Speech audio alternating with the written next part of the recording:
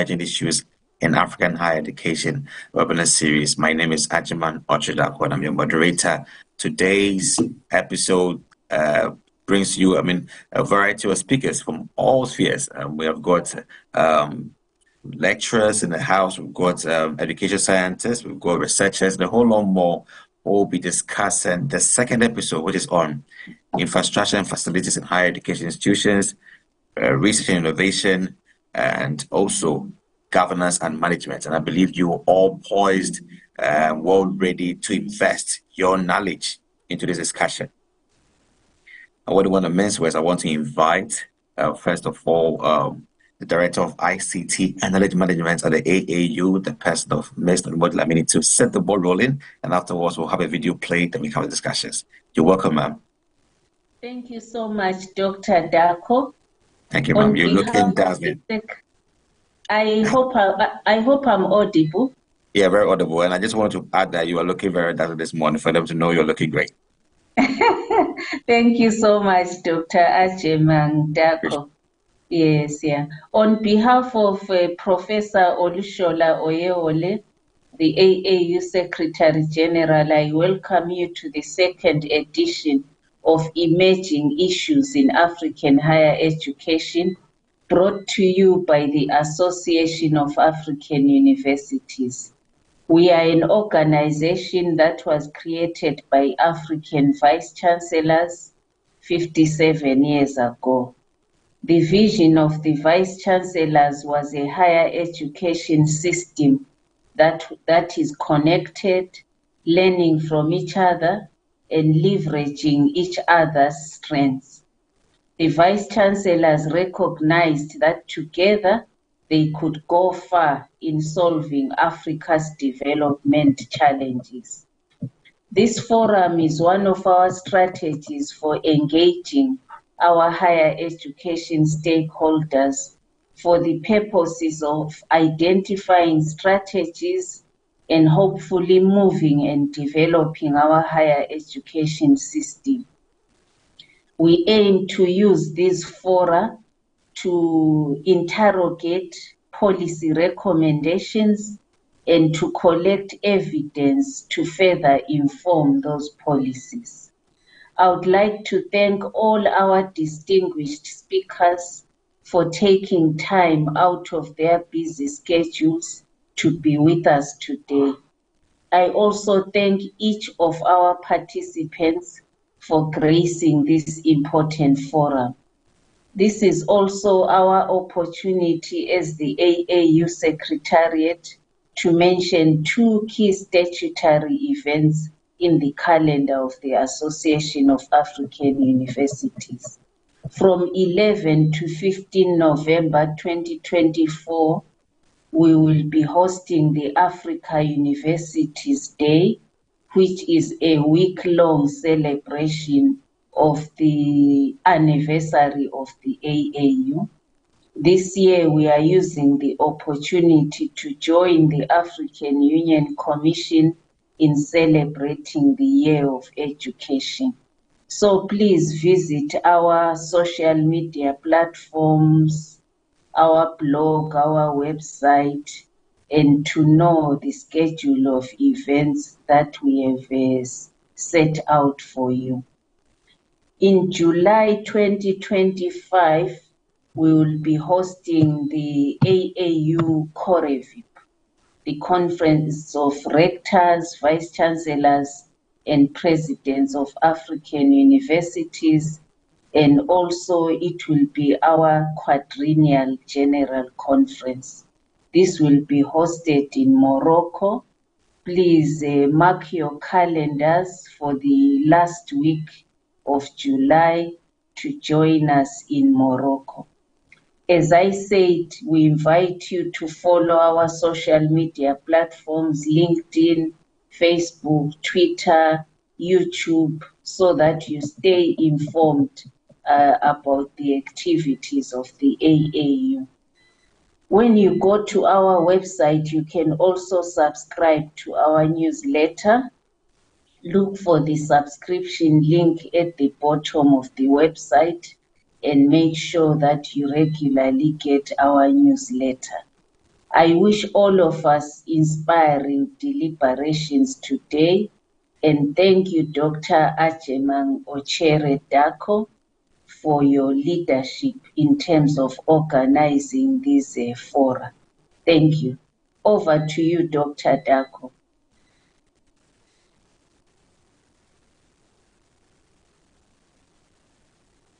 Thank you very much, Madam Odumo. Appreciate your welcoming address to all our participants in here. Thank you so much. And thank you all our speakers. You all made it here, and also our participants for making it here as well. So I believe that we've made notes on what Madam has said. We look forward to engaging you all further in all the activities of the AAU. And without mincing words, for the good to set the premise on the second edition of this webinar series is to help you understand the foundation, the background behind emerging issues in African higher education webinar series on the 10 policy briefs developed by the AAU to provide solutions to these issues. And I would want to start playing the video for us all to appreciate, and afterwards, the discussion begins. Stay tuned.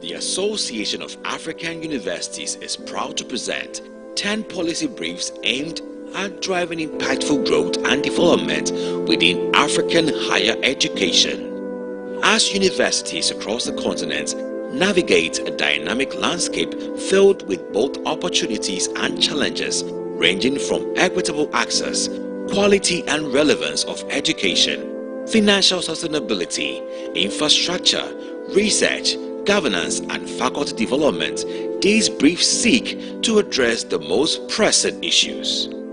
Policy Brief Number 1: Equitable Access to Higher Education in Sub-Saharan Africa. This policy brief addresses the socio-economic, regional and gender-based disparities in access to higher education in Sub-Saharan Africa and offers recommendations to improve equity. Policy Brief Number 2: Enhancing the quality and relevance of higher education in Sub-Saharan Africa. This policy brief highlights the critical need for enhancing the quality and relevance of higher education in Sub-Saharan Africa to drive economic development and societal progress.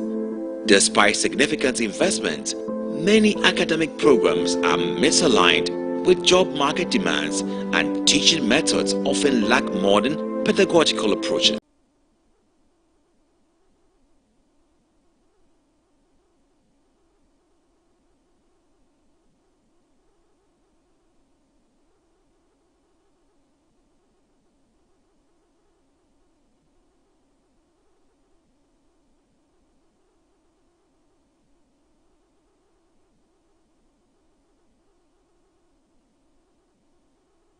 Learning experience and research output.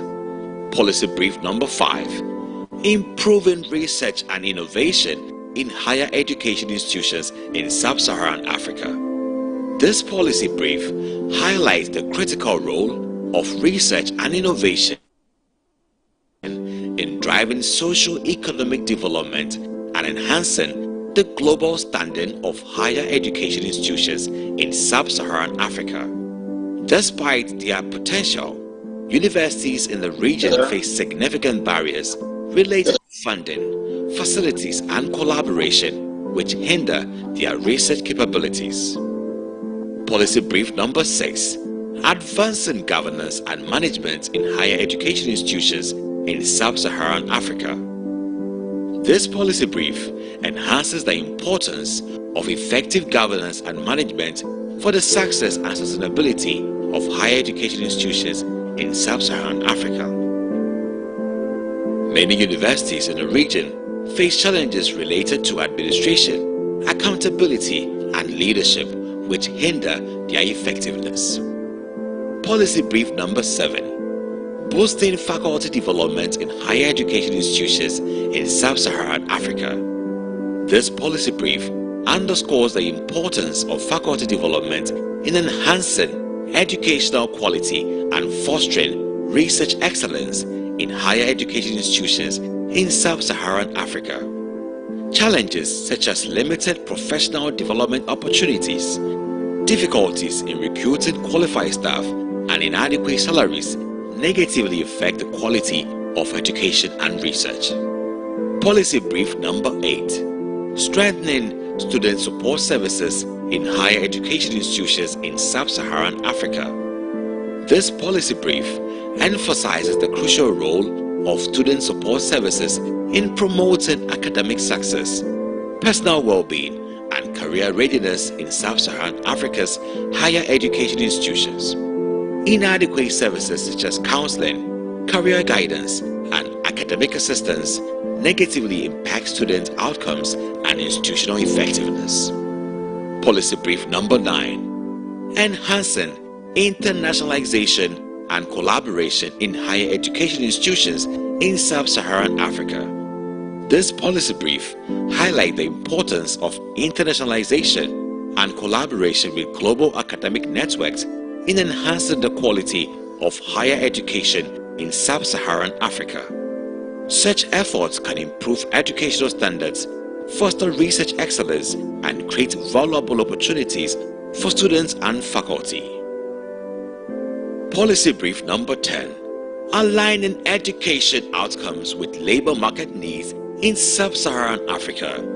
This policy brief emphasizes the critical importance of aligning educational outcomes with labor market needs in sub-Saharan Africa to reduce unemployment and underemployment.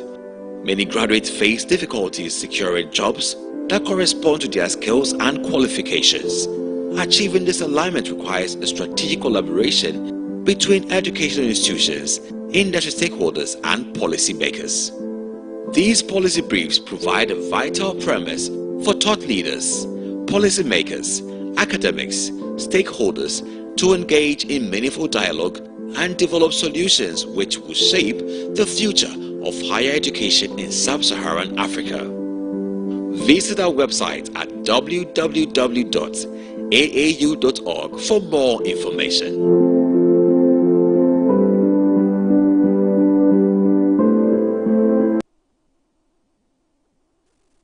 Welcome back to the Issues in African Higher Education webinar series brought to you by the Association of African Universities. My name is Ajiman Ochuda. I want to say welcome to all our participants who joined today. And I want to start by giving a heads up to my speakers in the house. So if I would mention your name and they kindly respond so we know that you're with us. I want to give credence to Professor Ekria Opokua Brichum. Prof, are you here? Unmute yourself and I give a response, please. Let me also call upon Professor Margaret Gefera. You can be here. Yes, I'm here. All right, you're looking great. So all speakers can kindly unmute yourself and comment on. I also invite all participants to also do the same. This webinar is currently being streamed live by the Association of African University Television on Facebook and YouTube, so it's going. We're currently broadcasting live, so kindly put your camera on so we can have optimal participation and viewership. All right.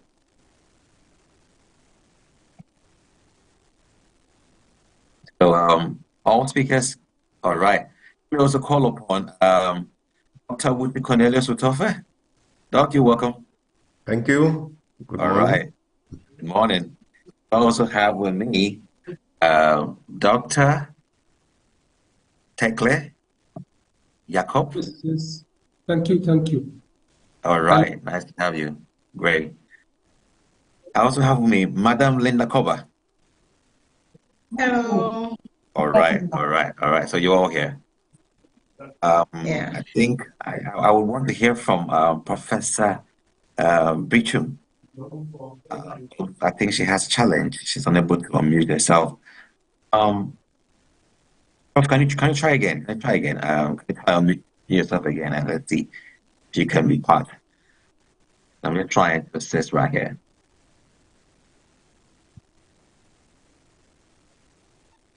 If it persists, you may want to leave the meeting and then join again so you can try and access the controls.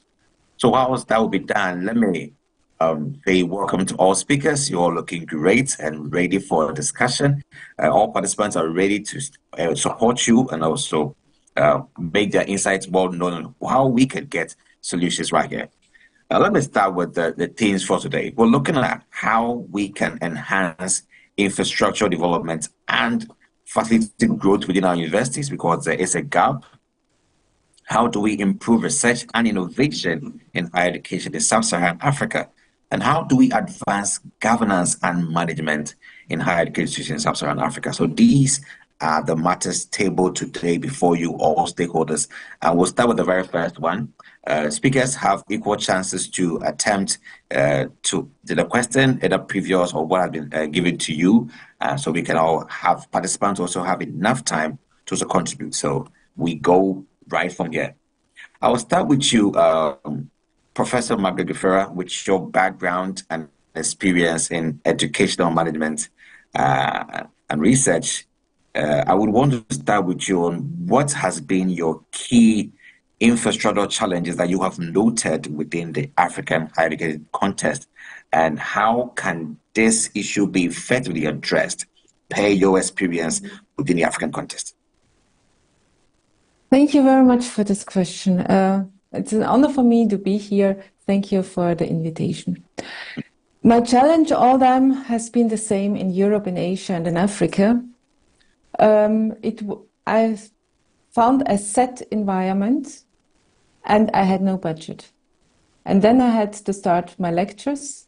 And it was that, I think it needs a lot of creativity from the lecturer side to see what is there, what I can use, and how can I create the environment I need, that I see this is the environment that I can educate academically trained professionals. I'm from the Universities of Applied Sciences, and in Universities of Applied Sciences, we don't educate researchers. We rather educate academically trained professionals or academically trained experts. And this is a real life situation also in industry. We have a set environment and then we have to see what we can do with that. And first of all, of course, it's not so much in Europe, but in Asia, in Africa, we had to clean up. And students were not aware that cleanliness is something very important. We had to clean our rooms first. We had to see what tools we have. These tools are operative. Computers are working. Can we work there? And then, of course, we see what is on the site. Do we have a database? Have we access to the repositories? Is the data uploaded? Is the data relevant? Very often, this is not the case. Then we started to set up this by ourselves. It's a lecturer who has really to prepare the working environment for himself, herself, and for the students. That means I cannot sit and wait. With all the policy briefs, a great work was done, but this is a framework, and then it's up to me. Then the next point is we never have enough means. We want to send students abroad, we want to send students there. We don't have enough means. What should we do? The best is to see what kind of proposals can we write, submit proposals. Not all them we are successful, but very often we are successful because we have done this in a proper way together with other universities. Those also had the need. We got stronger than I would do this as one person with one university. In the network, we get stronger and we are more powerful. Then it's also the self-study environment for the students. They need places where they can work. We have to create places. very often nowhere they have a corner where they could work because it's noisy, it's not clean, they don't want to sit there, it's dark, there is no electricity. That means quite often we found a place maybe outside somewhere, and then students in groups could work there, because this is also part of team learning.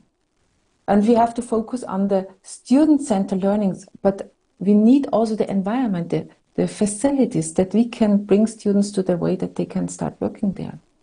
Yeah. I don't know how much time I have. I have lots. I think that your time is up. So let me move to the next speaker, because we have a lot of things to discuss. Let me move to Dr. Wuchu.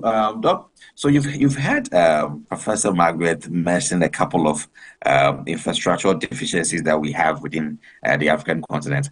And right from your point of view, are there any additions you want to make or not? How do you think we as Africans can balance the demand for infrastructural facilities with the use of other virtual environments like online learning that also create infrastructure to help push the agenda of learning and teaching? How can we balance these two? Or you can also refer to what Professor Margaret also earlier mentioned. Okay, thank you. Thank you so much. Thank you for the invitation. I'm grateful I'm part of this team and to share our experience in Cameroon, which I know is the same with many other African countries. We are talking about these deficiencies in infrastructure, and it's a reality. We usually have a large student body, but the corresponding infrastructure, even classrooms, are sometimes a big problem. We have seen cases where we're having more than 2,000 students to attend a class in a hall that can contain at most 1,000. And you find it very difficult, therefore, to work in such an environment. And even when we begin to think that we should go virtual, it is still a very big problem with the internet facilities. The connectivity is also a very big problem in Africa. And a lot of policies are being made in that light, but on the field, really, we still face a lot of difficulties. Libraries are also a problem. Many of the institutions will not have functional libraries. When I say functional, we can manage to have the space, but sometimes the resources are not even there. And when the resources are there, sometimes they are not accessible. And the libraries, in most cases, have turned into reading rooms, into study rooms where students could sit and discuss rather than really get access into the resources that were supposed to be there. And so you find students having a lot of difficulties to do research. Even the lecturers, maybe office space is sometimes a problem, where you have lecturers, but where do they sit to prepare their lectures, to discuss research issues with students? It becomes a very big problem in some of our universities. And therefore, what do we do? Yes, we should move on from policies to action.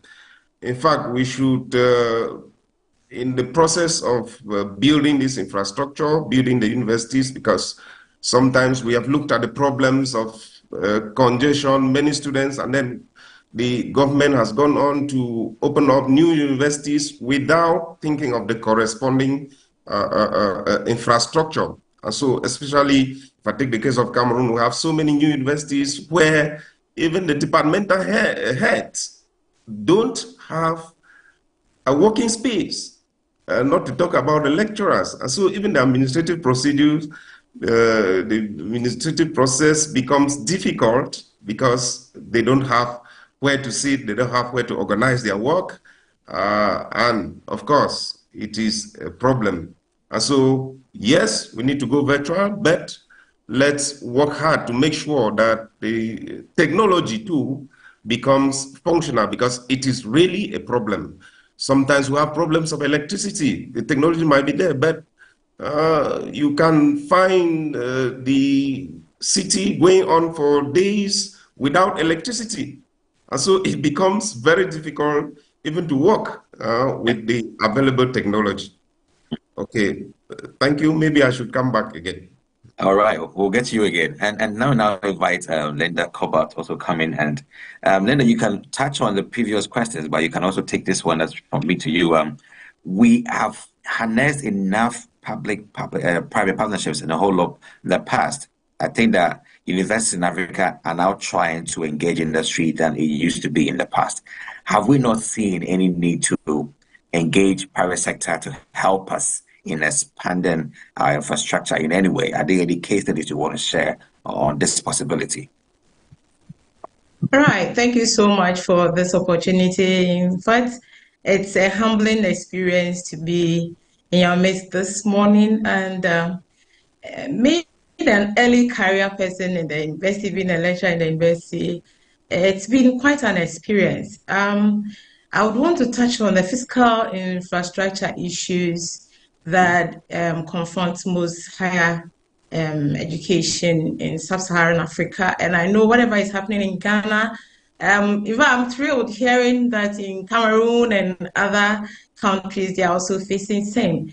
For fiscal infrastructure, lecture space for students to be in. Looking at my background, I handle practical-oriented course, and we need a kind of well-equipped laboratory to be able to do practical work and give students hands-on experience that they'll be able to practice. But then, here is the case.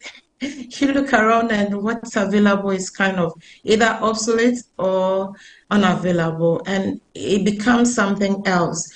Looking at theory lectures, look at PA system, projectors, and so many other equipment and other stuff that you will need to actually make your teaching effective becomes a problem in our sub-region. And I think that it is time that we look at it as a clarion call and make efforts to improve.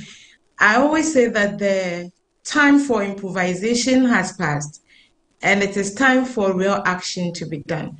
The time for dreaming and thinking has passed. It is time for us to make efforts to move forward and make progress. Yes, we want to partner with private organizations, but how do we do that? I look at the gap between academia and industry. So academia will look at research, will make our research in areas, bring our findings, and where do we find our research findings? They are on the shelves, even when we publish. How many of these industries have access to it? Do they even bother to look at what we have found out in our research? So if we want to partner, right from the onset, we need to let them know what we are harnessing. And then when we build the interest in them, they will also find a need to come on board and support, knowing that it's going to be a win-win thing, that in as much as they support, we're also going to either patronize whatever they are offering. And I think that is going to go a long way to help us improve on infrastructure. Relying on government alone in Africa, I don't think it's ever going to happen. So we need to, widen our tentacles and look at private partnership, but we don't just have to go to them, but we have to dream with them. Let them start with us and get to understand where we are going. And then they will know that supporting to build infrastructure will not be a waste of resources. So I think I want to pause here and come again. Thank you. Thank you. Thank you. I want to also inform all in the house that our speaker, Professor Bichum, is encountering a couple of challenges with the sound and video. I hope that she's able to navigate through and then join us. We would like to hear from her. But before that, let's also get to Dr. Tekle Yacoob. Doc, as Linda Koba said, she ended with the fact that we can't rely, or the interdependence on governments shouldn't be so much. We should be able to be independent as universities to be able to cater for these infrastructural gaps. But I want to ask you, if we were to rely on government or donors who are across the continent, is that also a reliable means of trying to enhance infrastructure and facilities in universities?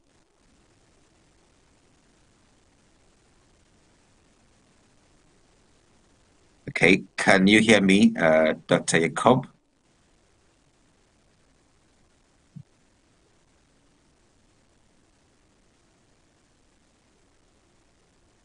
I think we may have lost him. All right, then we'll try and then rotate the question. Hope he joins us later on. Let's go to you, Margaret. On this issue about international donors and also government support to help us enhance infrastructure, how feasible is this? And thus far within the context of your experience, have we done so well relying on the government for support for facilities and also infrastructure?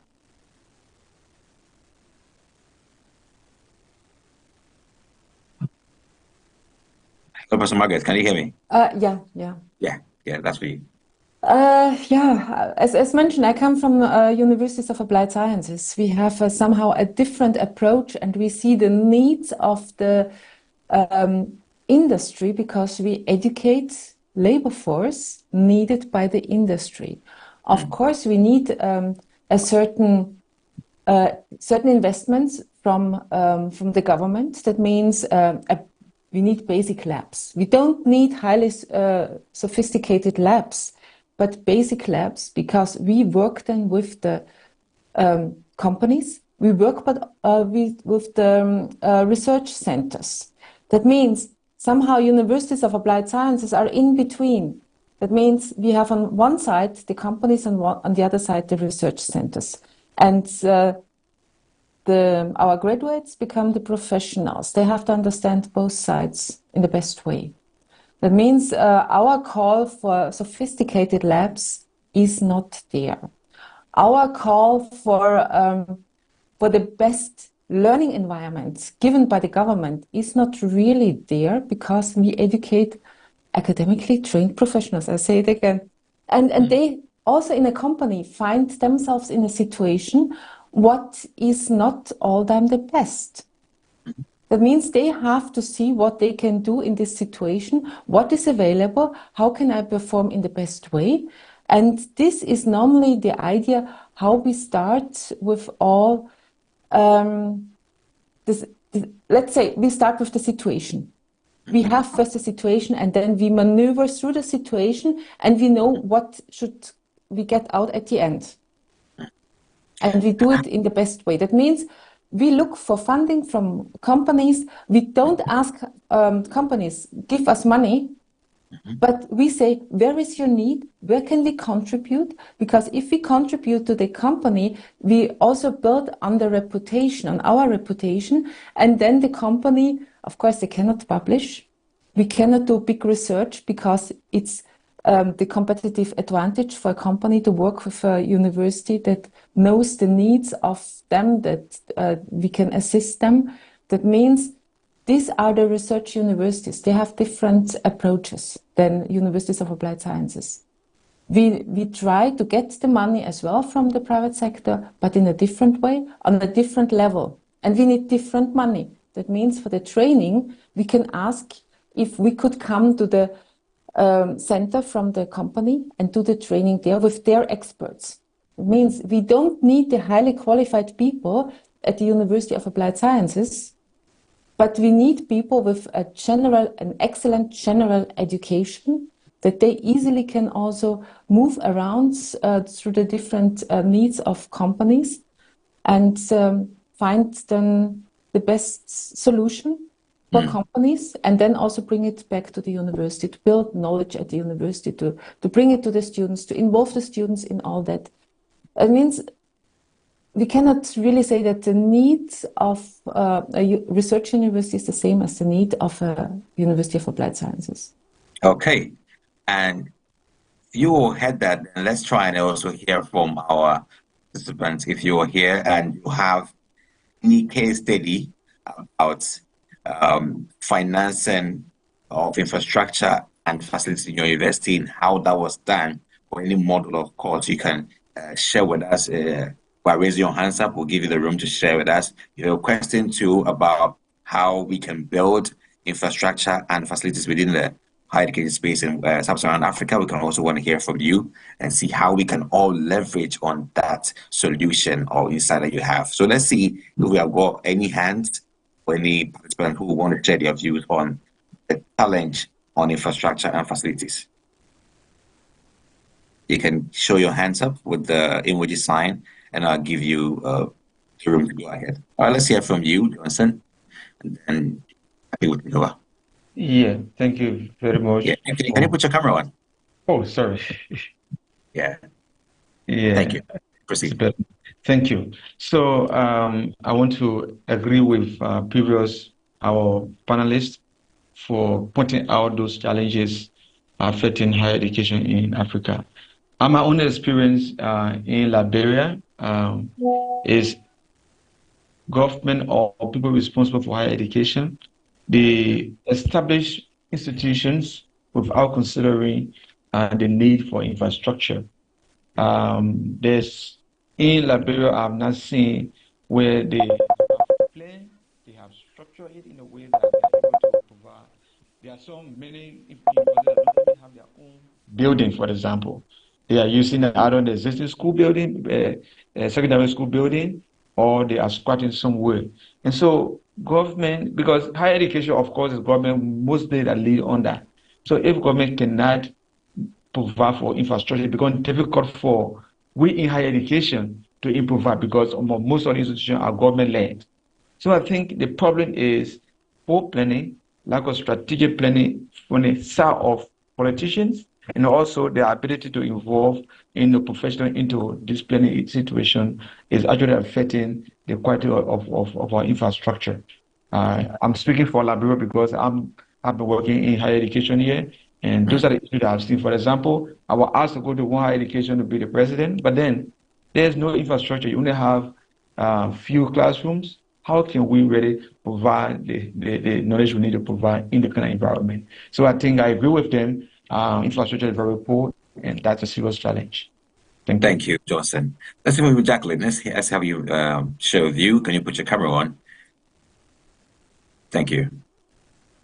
Yeah, thank you very much for the opportunity. And to our speakers, you have really enlightened us. I would also want to add a little to what they have found. It appears our infrastructure lacks disability-friendly structures. And we all forget that one day, anything can happen to us.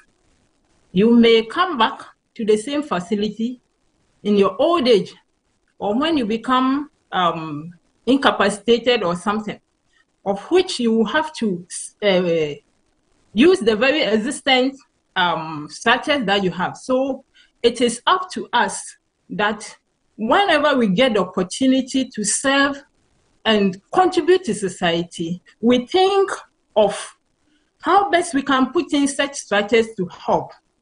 Secondly, I also think that our policies that we develop for institutions sometimes make it difficult for us to, let me say, re-strategize sometimes.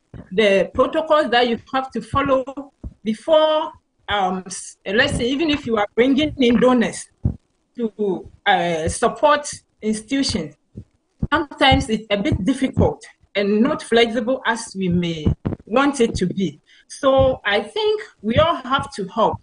Let us all make conscious effort to contribute in our own small way, wherever we find ourselves, make that system more comfortable for ourselves and those who will be coming, so that whoever also comes, when the person also continues from that angle, we'll all be happy. In fact, for some of the structures that we have, they are not actually of standard to, especially the 21st century needs of the young African student. and they will also go into the market and continue to also be solving problems that are not actually realistic. We need to look at our way of doing things. And I think this platform is one of the best, if not the best for now, for us to share ideas and contribute better to society. Thank you. Thank you, Jacqueline. There are vice chancellors over here, so they've heard you very well. All right, Dr. Monioluwa Olaniyi. Thank you very much. And good morning, everyone. It's an honor to be here. I'd like to just share a few experiences. First, I know that in the universities or tertiary institutions, you can always get support for research facilities. So it's a way of providing the needed infrastructure. If, as academics, we can come up with research proposals for grants that will be able to help us. I know that this may not always meet all the needs, but if you're able to get probably an equipment or you are able to get a structure, it's reducing your needs. So it's one of the ways that we can explore. Again, we know that we have donors that want to provide funds for certain projects. Most times, the item you need to acquire will be clearly defined. So this may also not meet much of your needs, but you can still always get something from it. Again, I know as Africans, we are good at interacting and engaging our philanthropists. It's one way that has been useful. Interact with philanthropists who will be willing to donate, and you promise to put them in the Hall of Fame, for instance, or you name a structure after the donor. It makes philanthropists want to also contribute, especially when they are aware that the resources that they're providing or the infrastructure that they're making available is being put to judicious use. An example that we have had in my institution, we are an ODL institution. And so we, in my faculty of sciences, we had need for basic laboratory facilities, resources that the university could not actually provide for. So what we did was to present a proposal to the university management, who now went to present this same proposal to the Tertiary Education Trust Fund, and we were able to secure intervention fund to get laboratory facilities, and this has helped us to kickstart ensuring that we provide hands-on practicals for our science students in our regional locations. So I believe that with a little bit of innovation, we may be able to actually get a few things for ourselves to support whatever the government provides. Thank you. Thank you so much, Dr. Olaniyi. Thank you so much. And let's go to Robert Lobunga. Let's hear from you, sir. Your camera on, please. Thank you very much. All right. Greetings from Clark International University, Uganda. I think the real problem does not lie where money is, or because I believe money is available to develop these infrastructures, and the donors are very much willing to give that money. But I think many African institutions, universities, are still stuck with the old curriculums. So are we able to go back to the drawing board and redesign? Look at the problems that are being faced out there, real life problems, and we develop these solutions. We present solutions to the problems that we already know that exist. I will give a very clear example. When you look at the COVID, we just going through the COVID, it's been affected, but many institutions went online, and many advocating that we go back to the physical teaching, physical learning, and all that. And yet that is an opportunity.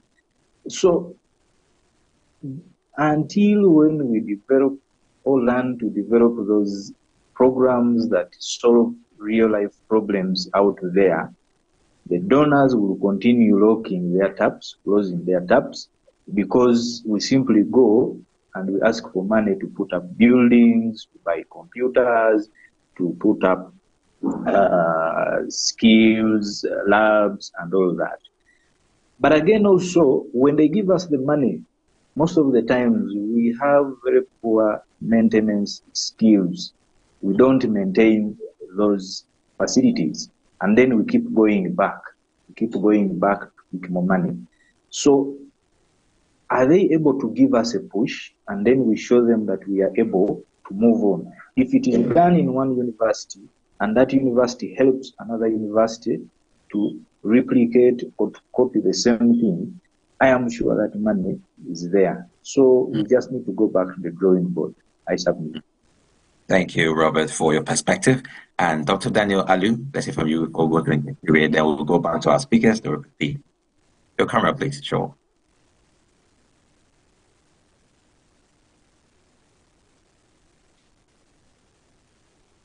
Dr. Daniel, can you say something? Your microphone is muted. All right. Okay. Thank you very much for this opportunity. I'm from Federal University of Education, Nigeria, Pankshin, Nigeria. I agree with all the speakers. Actually, we have problem of infrastructure in some of universities in Africa, and particularly where I'm teaching. The infrastructures, even though they are limited, we have cases of vandalism. People vandalize the few infrastructures we have are being vandalized. And so we should take the issue of security very serious, because you cannot have a house and someone else will come and vandalize it. So what are we doing? And then another issue is inclusivity. Most of the universities don't take care of physically challenged individuals, and it is not gender friendly. And so if we can look at it critically, when we have infrastructures, we have facilities, we should take into cognizance physically challenged individuals, and it should be gender friendly. Thank you very much. Thank you so much, Daniel. And let's go to Nkechinyere. Let's hear from you. Please, your camera on.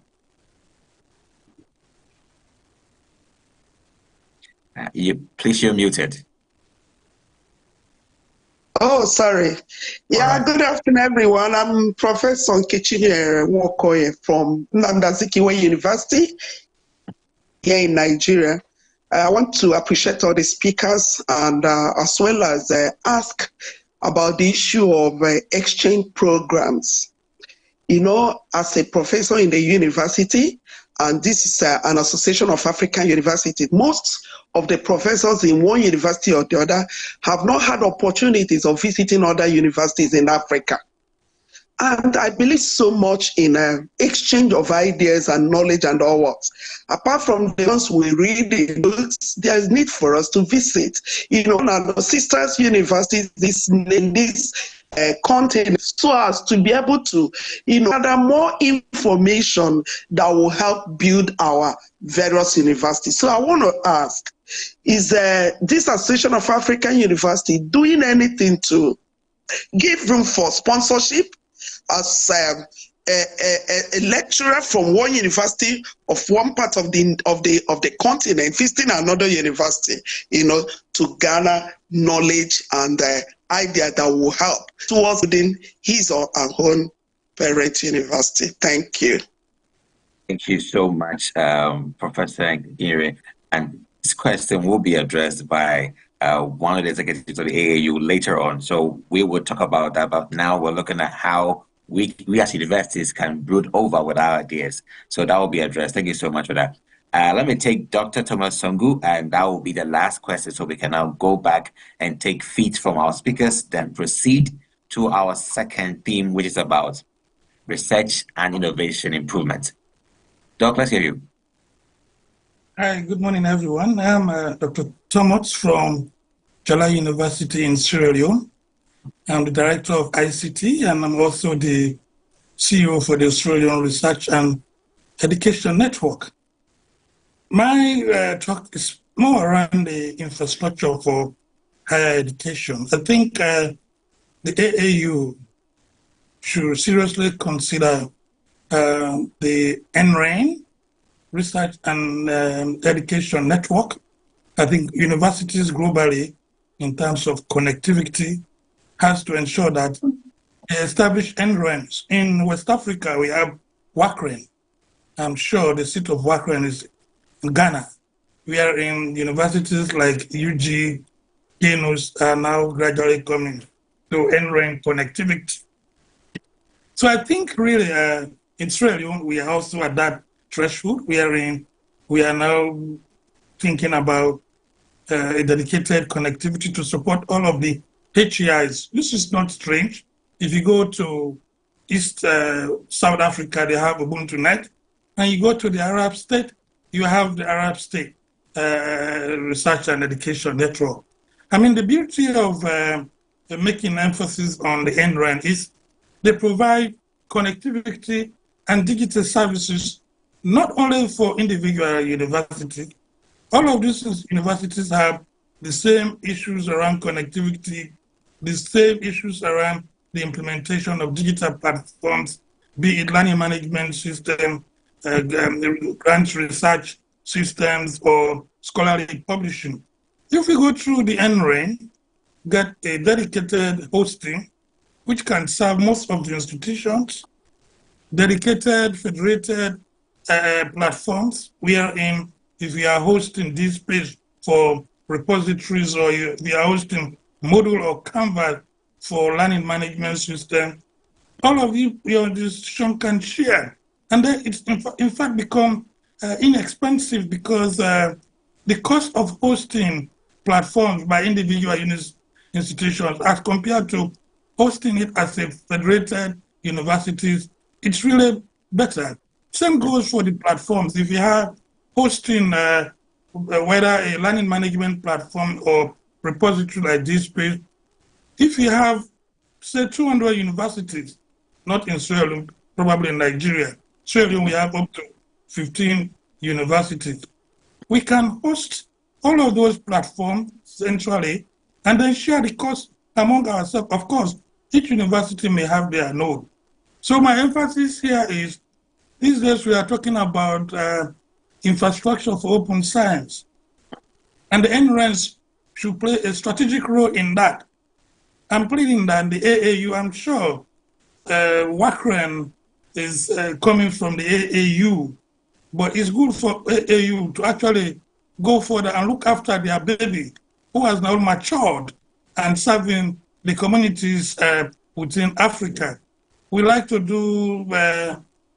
be hosted in a WACREN environment wherein we peers with our colleagues in Accra, in Liberia, in Ghana, in Cote d'Ivoire, etc. So that's my whole message. Your baby is matured, AAU. Make sure that you focus on strengthening the NREN so that the connectivity issues and, of course, the digital divide can be mitigated across the sub-region. Thank you.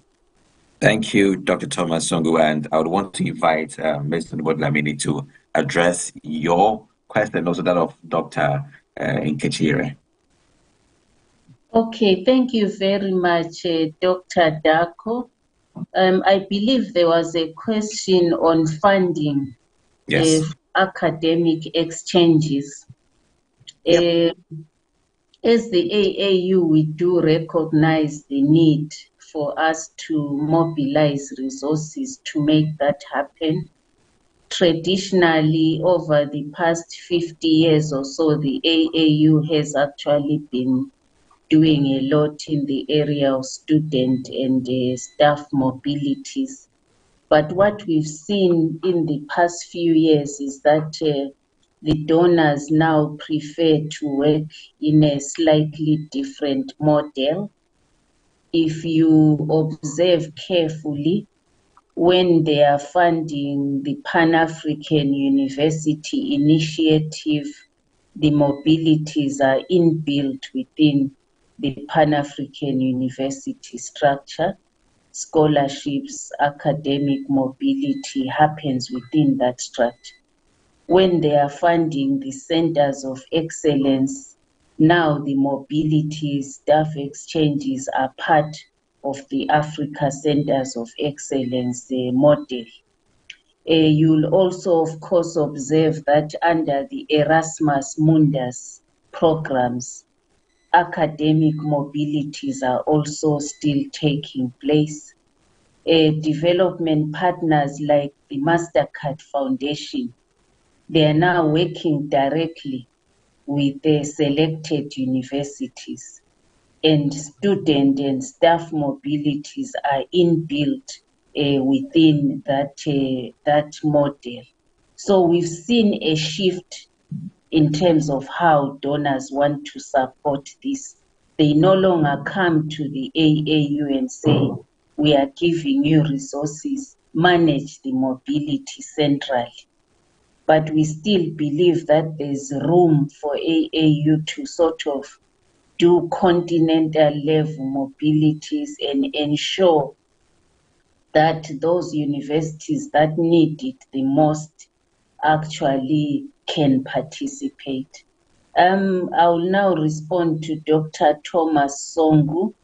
I think you rightly said it. The NREN agenda was actually begun by the AAU in the early 2000s. The vice chancellors then told the AAU, please prioritize internet connectivity for universities. So you are preaching to the converted. I think what needs to happen now is the AAU to revisit its long-standing agenda and understand how far we are, what needs to be done, and mobilize resources for supporting NRENs to become mature. Because what we've done is establish them. Whether they are achieving what they are supposed to achieve is another issue. We also need to lobby governments to actually develop infrastructure within the countries. Because even if we do our part, we need to recognize that governments must put in money to connect the least connected in our countries. Thank you, Dr. Dako.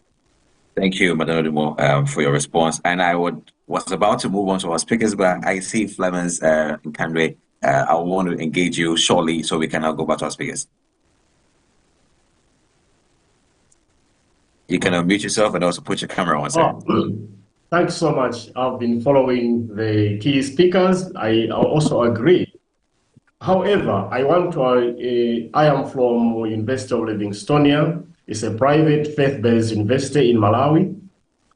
I want to say that we all agree, the public and private investors, that we have infrastructure challenges. And let's not think that somebody is going to build infrastructure. Where we are working, somebody built. And when we are in the system, we should also have the motive of expanding while we are increasing the intake, but we also need to increase the infrastructure.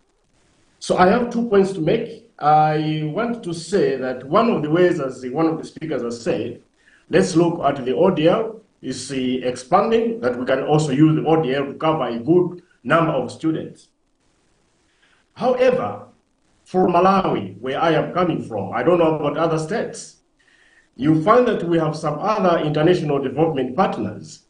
They would not want to partner with private universities, and they would want to partner with the public universities. And yet the responsibility of our government is for every citizen. And those private investors are not there for profit. We are there to give a service. So the international development partners would have been understanding the private institution as well when they are making the development for the infrastructure. And one of the last point I want to make is, let us consider the little that we have. we are very serious on putting aside the capital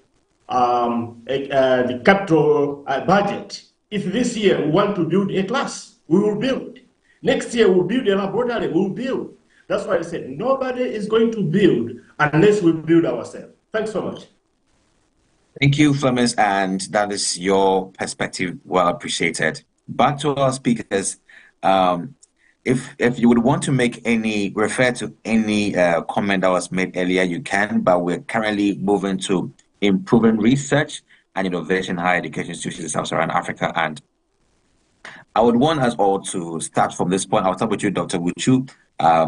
What, from your perspective, have been the barriers to enhancing effective research productivity within the higher education space in Africa?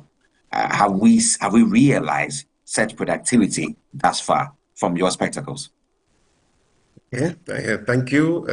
Before I get into that question, I just want to mention one last thing as far as infrastructure is concerned.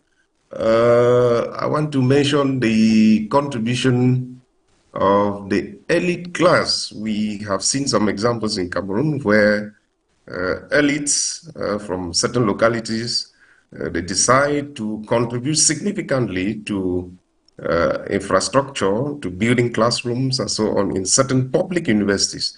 We've seen such examples, success stories in some universities in Cameroon.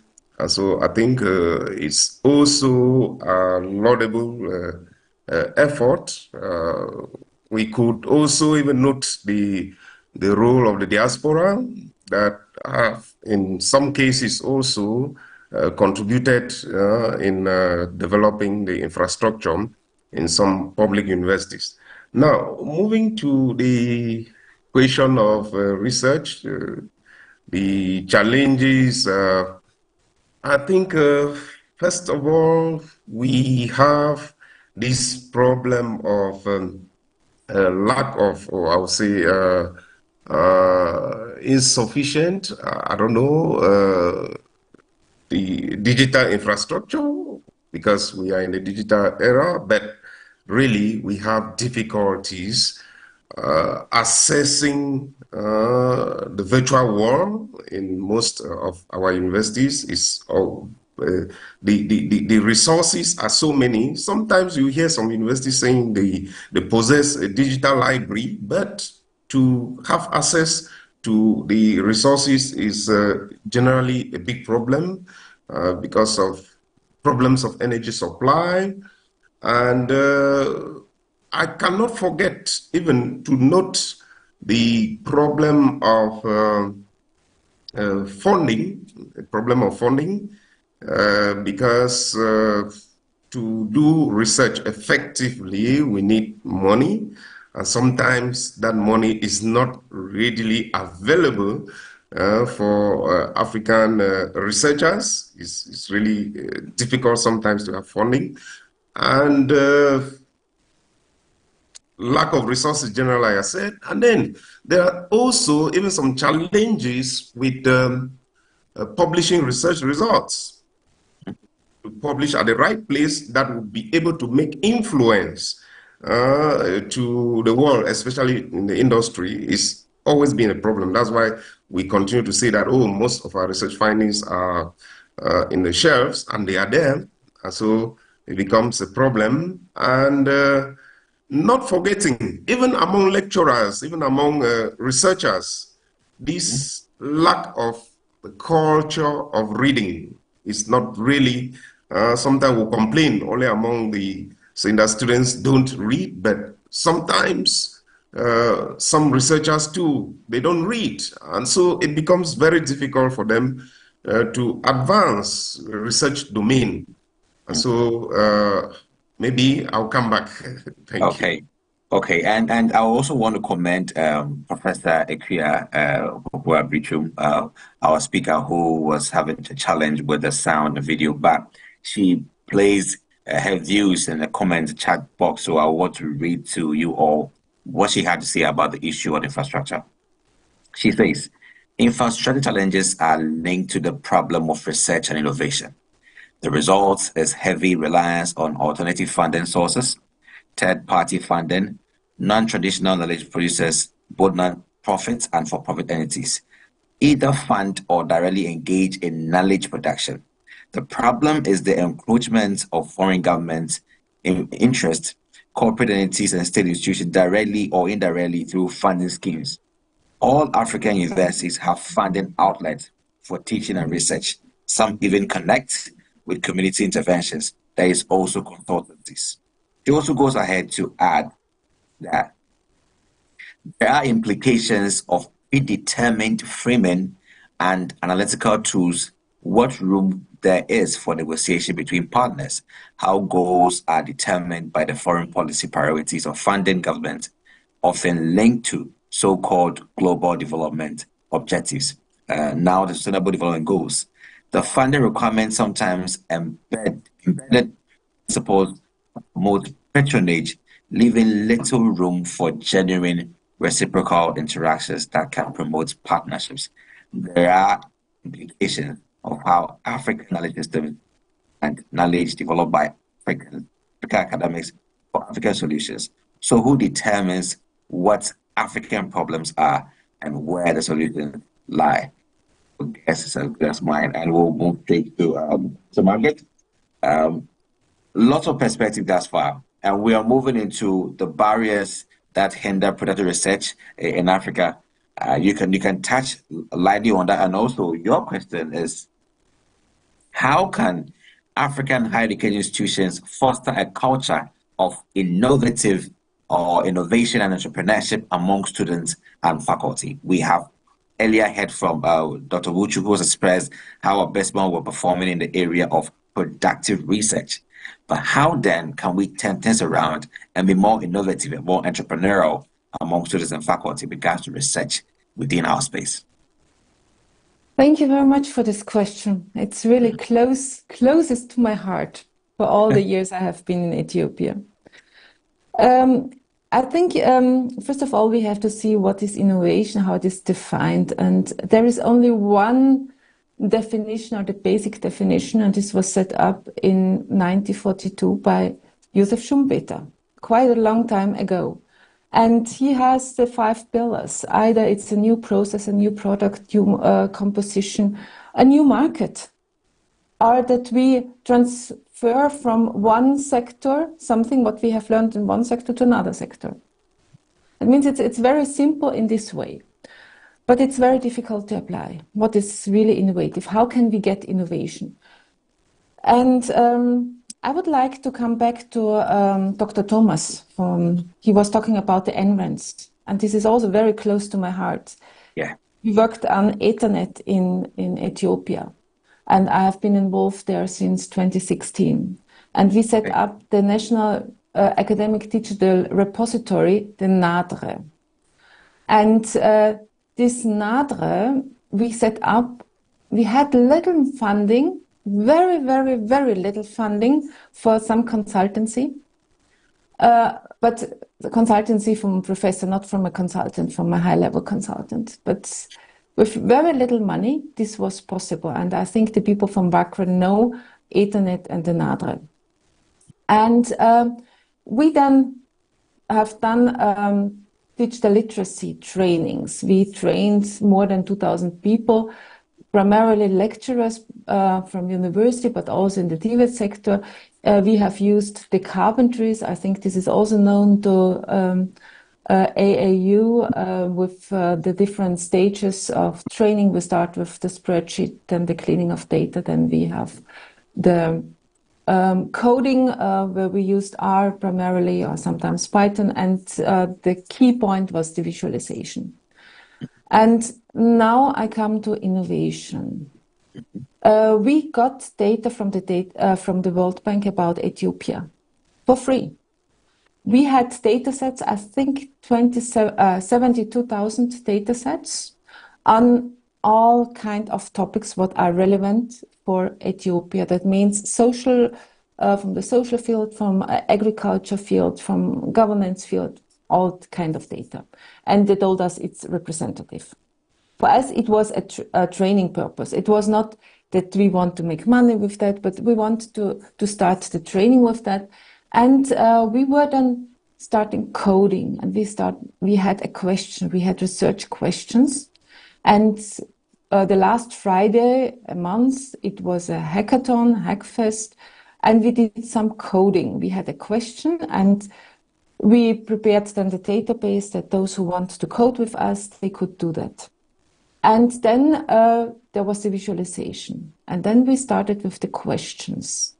We were aiming to find out shortcomings and why there are shortcomings. And with all these questions, we had the 5 Ws and the 1 H. It's very grassroots approach.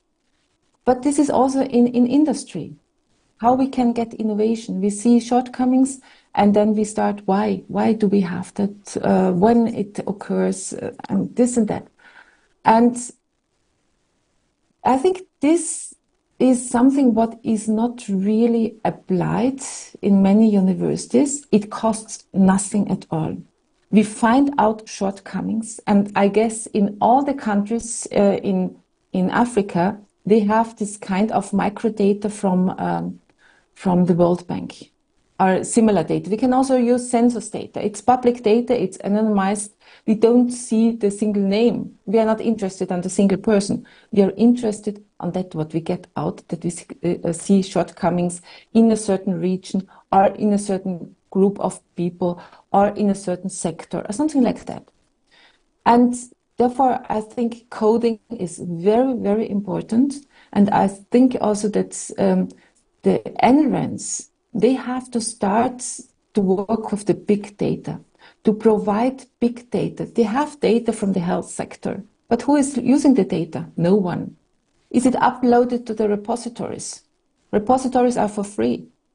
We have so many possibilities in the UbuntuNet. We have it, what we cannot do in Ethernet, we can do in UbuntuNet. We can even reach out to Wagram. We had training sessions, online training sessions with Wagram. We brought Africa together. And it costs nothing. That means we cannot complain about money. And it's that if we see the shortcomings, we can write proposals. And this we have done also for Erasmus proposals. And Erasmus, in this case, we are beginners and we did it for capacity building. We are not in for the Horizon Europe, not yet. But of course, we want to get into that as well. And we were quite successful now with 4 proposals in Ethiopia, whereas 3 will be coordinated by Ethiopian partners. That means Ethiopians are the coordinators and the Europeans are the partners. And I think it depends on the people. It depends on the network. It depends, at the end, it depends on the friendship of people. If I can rely on someone, is this person willing to write a proposal with us? We don't know if we are successful or not, but we have a partnership and we can build on that. And where we have the partners, very often these are partners we know for many years already.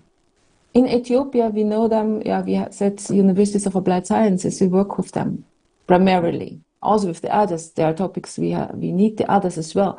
But Universities of Applied Sciences are new, and therefore we try to find European partners in the same sector, Universities of Applied Sciences, and we work together and we were successful.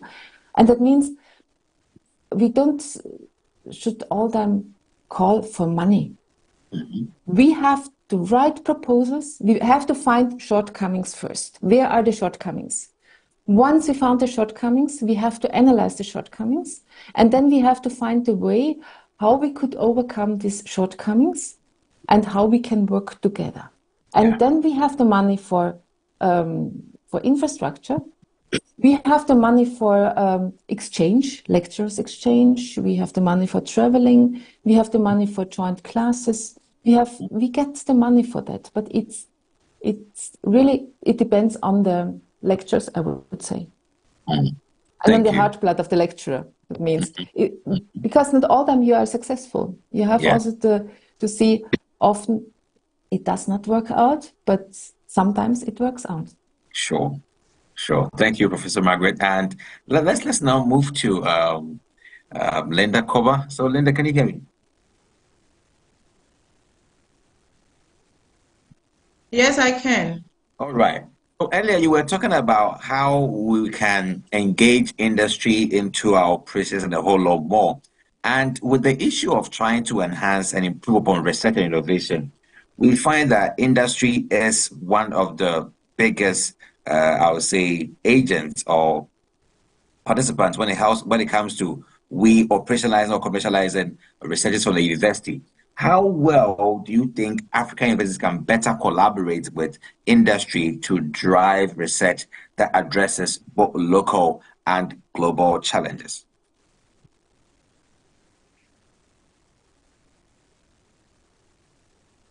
Well, the internet is not too stable, so I couldn't really hear you. Can you come again, please? Okay, so I'll go again. So we're looking at how universities can better collaborate. Can you hear me? Yes, I think I can hear you now. All right. So we're discussing how universities in Africa can better collaborate with industry or the private sector to help address or use research from universities to address typical issues, shortcomings, as Professor Margaret has mentioned, both locally and globally, to enhance the relevance of our research and innovation. How can we that's interesting. But before I touch, before I touch on that, I want to go a little bit back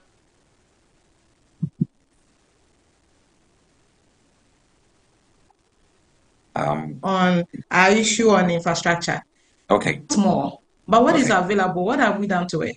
So they fix equipment for us, and then maintenance culture in Africa is horrible.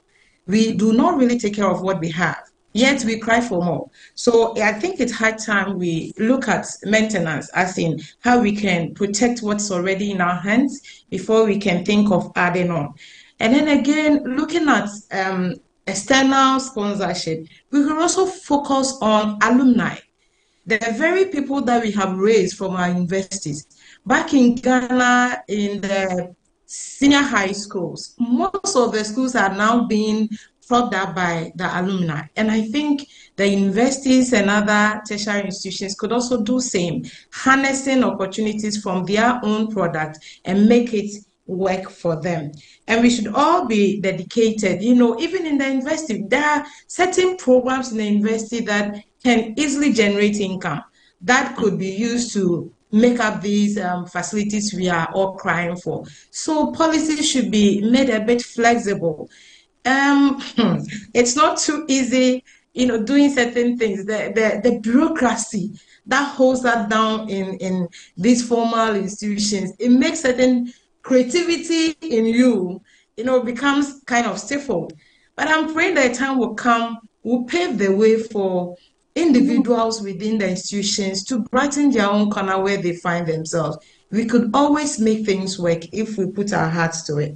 Now, let me come to the industry, partnering with the industry so that we could have, you know, progress in our research and the findings we make. Like I said earlier, if we are able to align our research focus with the priorities of the industry, that is only when they will be willing to come in and support. When your research is always in that traditional service and finding out what the problem, we know all the problems there is, but what are the solutions? How do you think we can solve them? Then the industry will come and commercialize those ideas that we come out with when we do our research in that small sector. So realigning our research focus to be aligned with the interests and priorities of industry and these private partners, I think it will go a very long way. When we do that, it helps them to see themselves in the picture. They don't have that time to do all that research. But when we do, and we give them the prototypes or those little ideas, they will see the future and they will now come and then blow it up for us. So it's very, very important right from the planning stage of our research. As we do our proposal, we should rather be observing for innovative areas. What can we do? What are the problems available and what can we do to overcome them? That can be commercialized. Commercialization of our problem is what we do not have. The problem is there, but we should look at the commercial value of the problem. When we're able to do that, we'll harness solution, and then industry will gladly align with us, and we will be making a lot of progress. I think it's high time we switch our research focus. I think that. Thank you. Yeah, Linda, let me just do a follow-up for you. Are you saying that academic freedom, as at now, is so shallow that universities do not have the intentional, or say the official autonomy to be able to be creative and turn around their predicaments into solutions? Is that the case? Well, I wouldn't necessarily say that we are that stifled, but facing reality, it is not that easy to be maneuvering yourself around. It is not that easy. There are lots of impediments that will have to come your way. You need to follow protocol, write letter to this office, let this person approve, let this one go there. By the time you get to the right source, the sponsorship is done. People are not even interested going through that order of protocol. That bureaucracy is stifling progress in the universities. I think a lot of people, I attended one conference in Accra, and it was focused on bridging the gap between academia and industry. And it came up tops in our discussion. All the universities that came together with the industry people that came, they were all talking about the bureaucracy. That when you are sending a letter, you want to even sponsor, how it will go, the level you have to cross, the boundaries you need to go over. Somebody picks the letter and decide not to even process it. Then you are sitting down waiting. So I think we are doing well, but there's still more room for freedom when we want to maneuver and make progress on our own. Thank you. Right. Thank you so much, Linda Kobo. And that is where I also open space for all participants who are here to also bring your comments and questions to our speakers thus far. What do you think can be done to enhance or improve the status of our research and innovation within our universities? If there are any successful case studies you want to share with us. Let's hear from Jacqueline. Thank you very much for the opportunity once again. I think most of the things have been shared from my side, but then I would want to also add that it appears our own problems are a problem itself.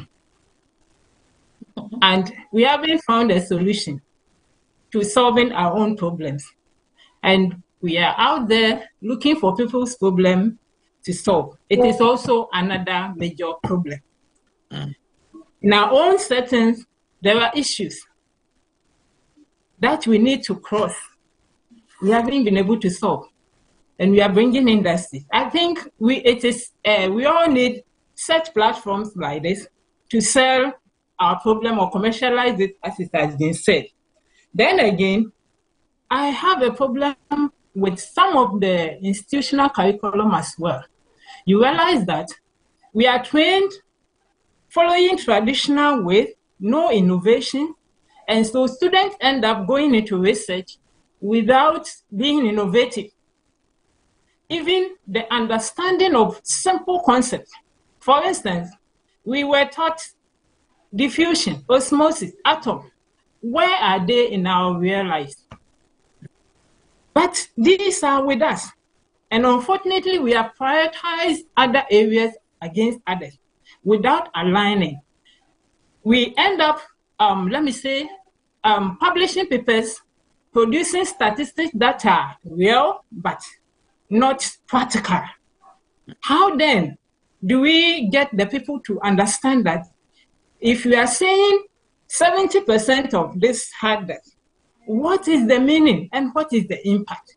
How then do we make our research more understandable to the ordinary person so that even if we are not able to reach the industry, they also have their research teams. When they go to the portal where we are published, they will be able to understand it from that angle. I think we are adopting a lot of things that are not related to us as Africans. Let's see if there's a way to help that. More so, our teaching approaches. Resources or research are not well practicalized. We end up developing the cognitive, leaving the other aspect of our, other skills. And we all know that psychomotor skills and affective equally contribute to a person's life, being a complete person to make a decision, understand the decision before even make a decision. And so these are petty issues that are affecting us. Then again, we also have issues with lack of connection with what is taught and how we perceive it. So let us make that conscious effort to help realize some of these things. Our recommendations in research, we are not able to get it down to the people. We rather recommend to, let me say, the wrong body. You are here, let me say, in my own small environment, I research and I recommend to government. Where is the government?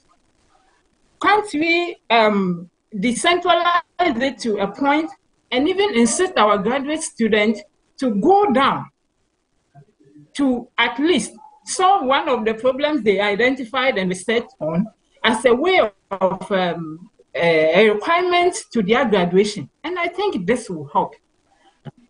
And but lastly, let me find out if AAU can equally use this as a form of helping us build networks. Because after here, we leave the net, and until next Tuesday or another time, that is the end. What can we do to bring us together? Thank you. Thank you so much, Dr. Jacqueline, for this very generic insight.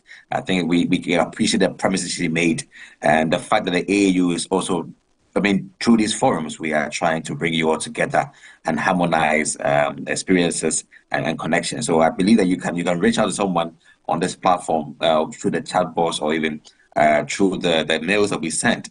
We will keep doing our best to bring us all together to deliberate. Let me hear from Samari, Emmanuel, before I go back to our speakers here. Samari, can you hear me? You can put your camera on. Yeah, let's hear you.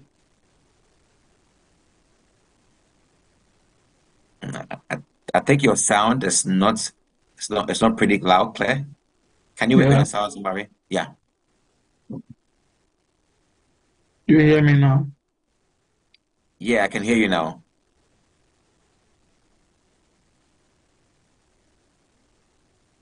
Hello, Emmanuel.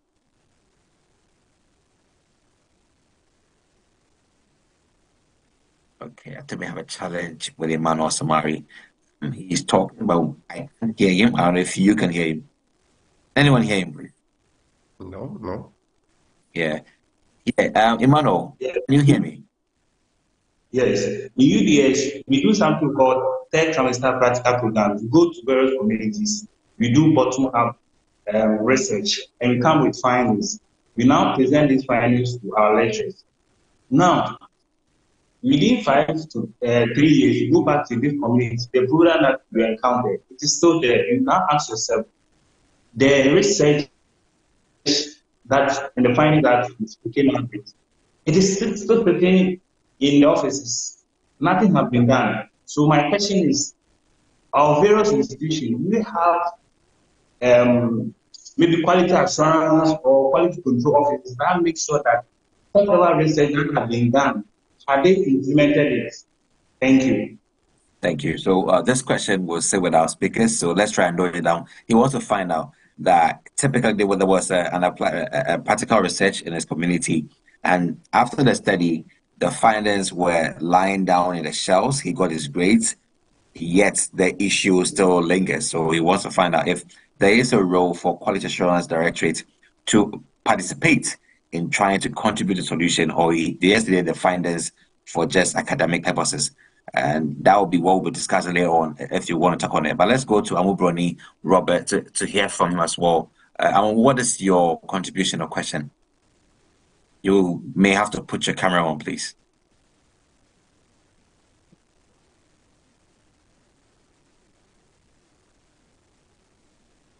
Anyway, Hi. good morning. Morning. I think my video is bothering, but I don't know. Okay, that's fine. You can go ahead. Thank you very much for the opportunity given in the midst of professors and other senior lecturers this platform, this program. Per little contribution that I have, I think some of us are lamenting more about complaints here and there, but I think we are here to try to, as much as possible, to share certain things and also come with certain solutions so that we can also use it in our universities. Those of us who are teaching practical-oriented courses like art and I mean, we need a lot of space for our work, but here is the case that we are not getting it. It's not easy. In my case, talking from University of Education, Winneba here in Ghana, it is not easy. But one thing I personally have been doing is that I try to make sure that I partition my students. I partition my students. Per the number of the students that I have, I realize that if we go to the studio, we cannot fit there to,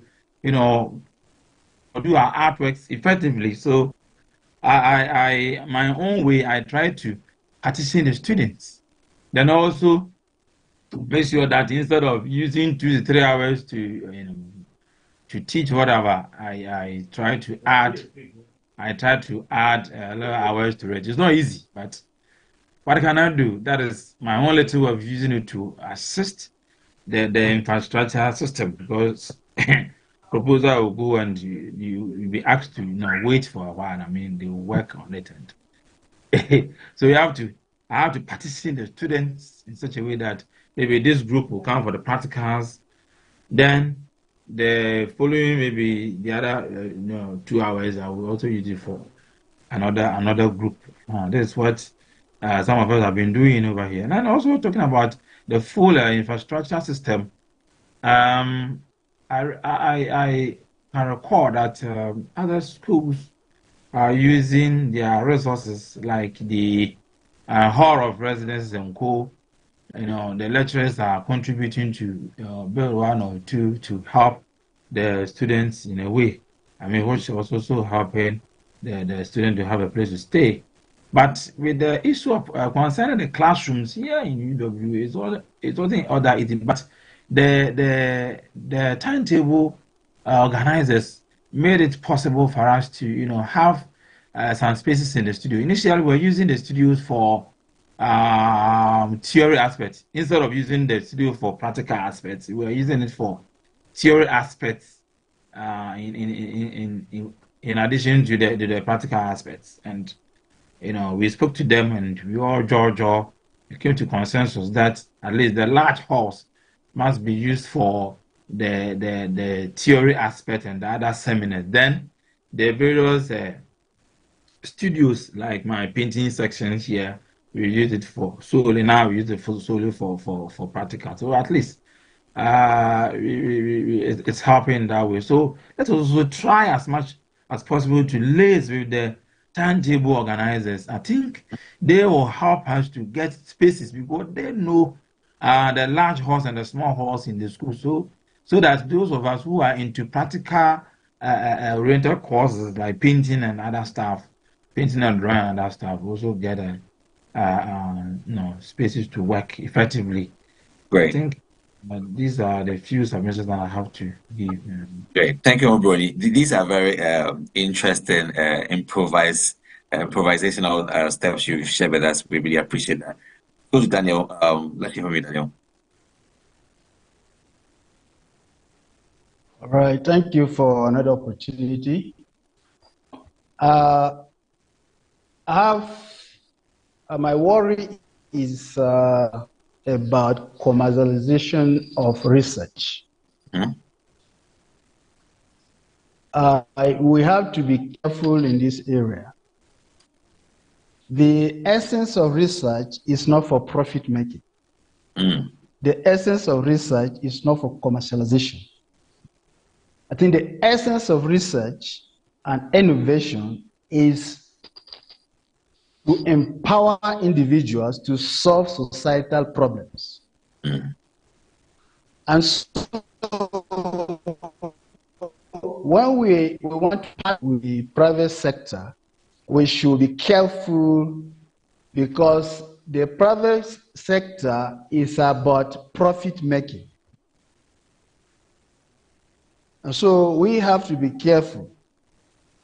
Research in higher education in Africa, for me, is for lecturers, for students to be empowered.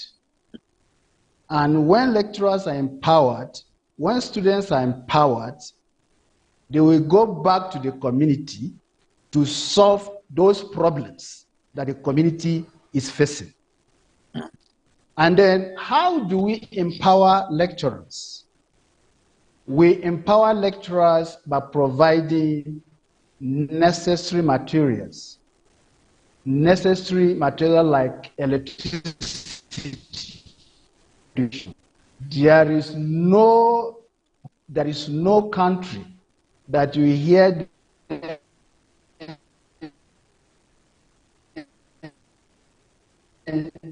having. We don't have stable electricity, and so that will affect research. And then our curriculum has to be reset. Our curriculum have to be reset. We need to include research and innovation. Right from the curriculum, we empower students. These students graduate as researchers. And then we take it from there. For example, in Nigeria, the Federal Ministry of Education is trying to overhaul the curriculum.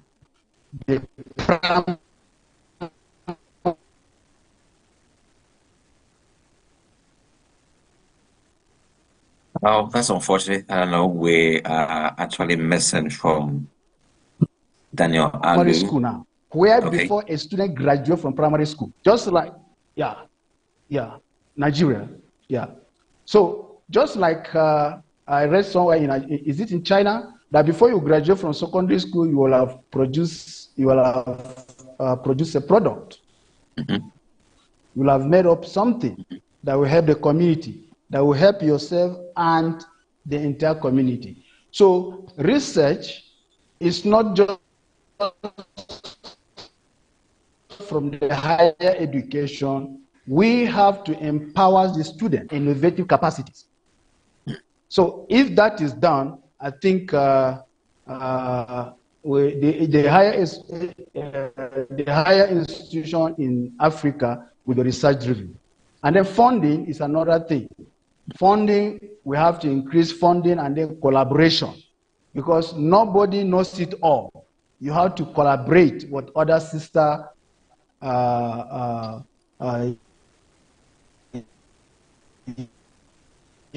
universities that do, or schools. Universities, and within and without. Okay. So that, so that will help us. Thank you very much. Thank you, Daniel. So your points well noted. I think my speakers have also made some notes. Maybe you want to talk about what Daniel said earlier, or later on. But let me hear from Timothy A. Balakutu. Doc, let's hear from you. Yes, thank you so much. And unfortunately, I cannot, hope it will be fine to talk without my camera on, if that's okay. Yeah. Thank you for the session, really, and very insightful discussions on a very critical aspect of our being, really, as a people on this continent. And a few observations that I just want to share, maybe actually also for AAU to think about. In fact, my comments are directed more to you than to the speakers, but of course, everyone can react to them. On the back of institutional barriers, some speakers or some contributors have talked about institutional barriers And generally, there is a concern, an agreement on the concern regarding funding and access to funding to support research. I am, just wondering, and maybe AAU and other partners, stakeholders can think about it. What chances or possibilities are there for the organization or association somehow to facilitate, research, for, especially among early career researchers? Really, that is often my focus, because of course the barriers are more stringent for early career researchers, early career professionals, for the most part. So that, of course, when there are challenges that early career researchers in the continent encounter, maybe they can, AAU can be an outlet really through which to explore some avenues, whether it's resources, funding, whether in cash or in, some kind of support. Say, for instance, you get accepted to attend a conference, in some part of the world, and we know often it's difficult to get, visas from this part of the world. Is it possible that maybe AAU can begin to think about how to collaborate with various missions and governments, maybe, to establish a kind of relationship, through which probably if someone needs to access, say a travel visa, then AAU can provide a kind of support in a letter of introduction or letter of support or some kind of document that will somehow enhance one's application to access a visa to enable you engage in a very critical exercise in this field, because that is one of the barriers that sometimes researchers encounter. You have a piece, of course, in these days, sometimes because of the ability to engage in Zoom, alternative arrangements are made. But we all know that, research requires network, it requires engaging, talking with people face to face, thinking, having a conversation, which often cannot happen more, effectively when you are online. In any case, when there is opportunity for researchers and scholars from all over the world, or maybe some part of the world, to interact in a particular space, then your presence sometimes can be beneficial. So if there is the possibility, for AAU to begin to think about that, if it doesn't exist, I don't know if something like that exists, to think about, supporting research efforts, whether it's conference or even when you have a publication to make, there are fees, Excuse me?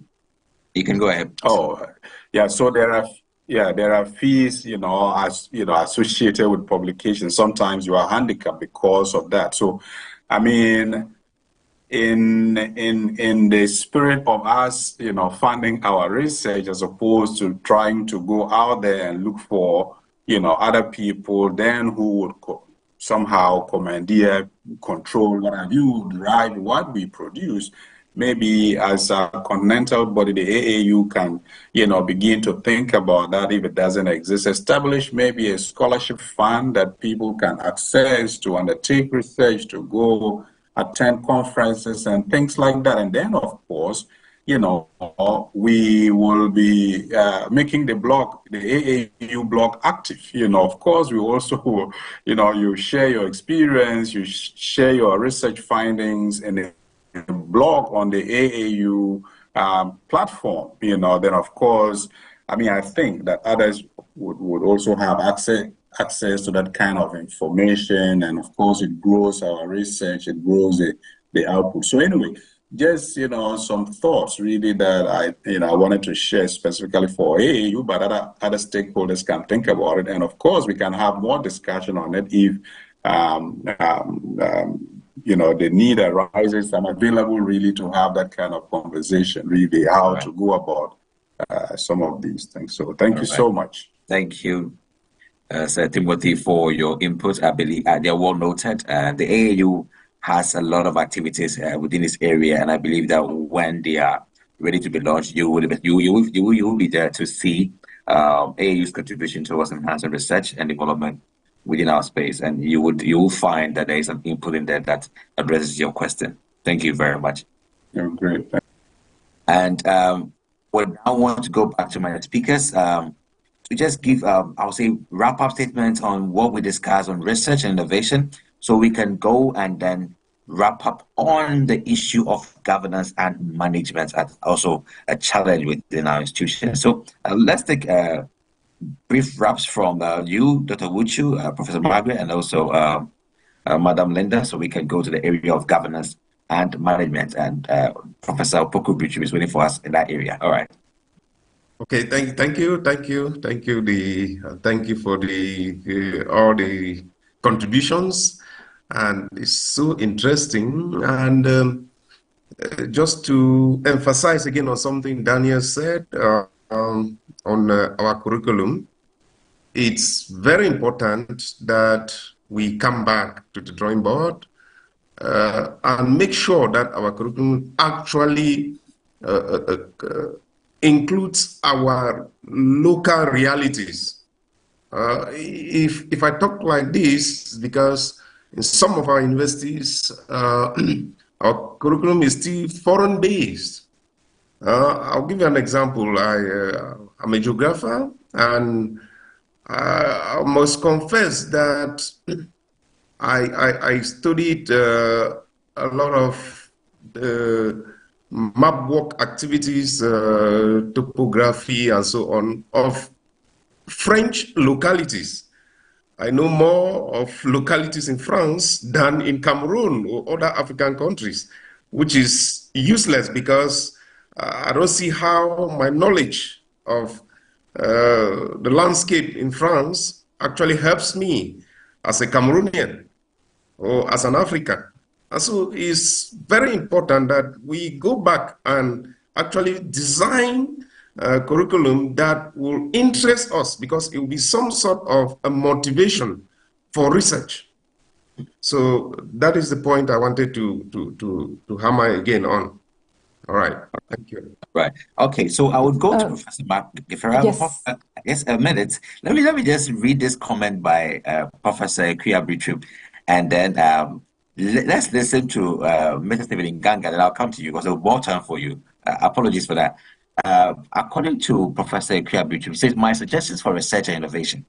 I think research has to be driven by government who have a nation-building agenda, not industry. Industry goals should be located in national economic agenda, not the other way around. Insofar as government do not have clear development agenda, research and innovation from our universities will continue to sit on shelves. We need to tap into African collaboration. Here I'm referring to African academics on the continent working together. More of inter-African university collaborations. Then we can tap into African academic diaspora. It's a growing area, but this has to be intensified. What role can African studies institutions play? Funding has to be located within non-competitive research funding focused on regional developmental themes. Northern, Western, Central, Eastern, Southern Africa, for example, AAU should facilitate it. Thank you so much. Let me hear from Ejia Tuluchuku Obi. Says there is need to organize a town hall meeting with the stakeholders within the community to disseminate information as regards to the outcome of a research conducted in such community. Okay. Let's see, from Nyambura. So thank you for this insightful discussion. It was interesting to receive the input from the presenters. I apologize. Okay. All right. Let's go to Stephen Nganga, and then we'll go to Professor Margaret. See, let's receive.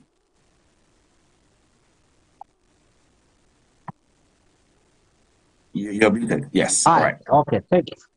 Thank you, Anjuman. I just I've been listening all along, and I think I wanted to just comment one point regarding the comments of the previous professor who said that the university should not be concerned about commercialization. And I think that approach will not help us. Will not help us and will not help Africa. I think the idea is that when we are speaking about research and innovation, precisely by innovating, we come up with products, we come up with items or things or patents. In fact, many universities are rated on how many patents have you registered, how many publications. No, those are the outputs. So if you come up with a patent, and that patent it can get into industry and is commercialized, then that opens resources to the institution to drive all these other things that we are talking about. So to say that the role of the university is just to empower the graduates, I think that is falling short of what ideally a university should do. A university should be at the engine of driving the change in society. Now, the second thing I think the person was talking about is to think that the university does not work in isolation. I come from Kenya. One of the things I have seen here is, generally in East Africa, many multinationals, many international companies want to give money not directly to government, but to institutions that can guarantee the utility of the resources. And I think universities, if they're able to, because this is our space, and many times governments are not able to control fully what happens in university. It's important. It's very easy to build, to nestle within the universities professionals who can take care of such a resources. And many fellows are looking for that, and they will come. I mean, whether it's in the medical field, whether it's in engineering, and that is what innovation is all about. So I think it is important that we try and move. We look at the whole question of research and innovation from that point of view. That at the end of the day, yes, we will be solving issues, and we need resources to the university. And many governments are cutting down, they are cutting on a cutback on resources to institutions. I mean, universities here in Kenya used to receive 100%. Now you're talking about 44% of their budget coming from government. Now, where do they get the 60%? Do we continue saying the government must do this? So I think that idea, relooking at innovation is a key aspect of this conversation. Yeah, thank you. Thank you so much, David. Let me come back to Professor Margaret. So, Andaliu, I've seen you, but I'm going to engage you later. I'm really sorry about that because of our time. So, in the case of making time more efficient for us, I would have to take our speaker's view, and then we'll come back for a showroom of participation. So, let's hear from Professor Margaret on the issue of governance. So, you can blend it with the previous thoughts and then go straight to the issue. What have you realized as the critical challenge with governance within the higher education space, with your experience thus far? Thank you very much for this question. This leads me to what I wanted to say before. Okay. Professor Boutefe, I fully agree with you. What value has your knowledge about France in Cameroon? Therefore, I all am saying African research for Africa. But I know so many researchers from Africa, they want to do research in Europe. But what value has the African input of natural resources, topography, or so on for Europe? Publication in Europe, where does it belong to? It's not African research anymore. It's European research. The data goes to Europe. And for Europe, the chapter is closed, data is sealed. That means no one can build on the research what African researchers have done in Europe if the data is here. The easiest is they can do the research here, get guidance from the Europeans, but bring the data back. And now I'm back again with Dr. Thomas, the NREN. We have these repositories. Everything is in place. They have to start to build on the repositories, to bring research on repositories that other can build on that. It doesn't matter if it's Wacron or UbuntuNet or Asrin. It's all together. We can find the data. We can work together. And African researchers can build on that what is already available in Africa. We have the DOI. That means it's clearly identified to whom this knowledge belongs to.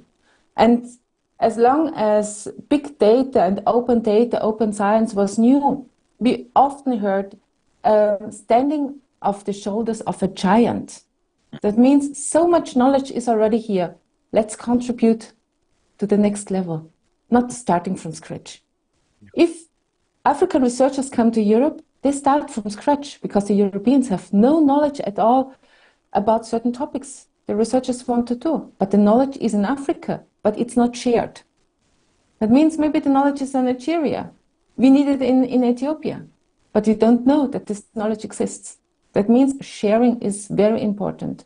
And this is what needs also be done in the governance, to store the data, to store information, that it becomes findable. That means we should follow the FAIR principles, what we have in open data, or if we talk about data in general. That means findable, accessible, interoperable, and repeatable. And this is the key. That means it should become attractive for African researchers to contribute to the development of the African society and to share data, to work together.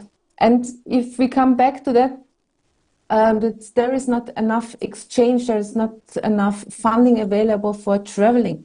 Doesn't matter. We have it online. We can work online. We can work across the continent from living room to living room.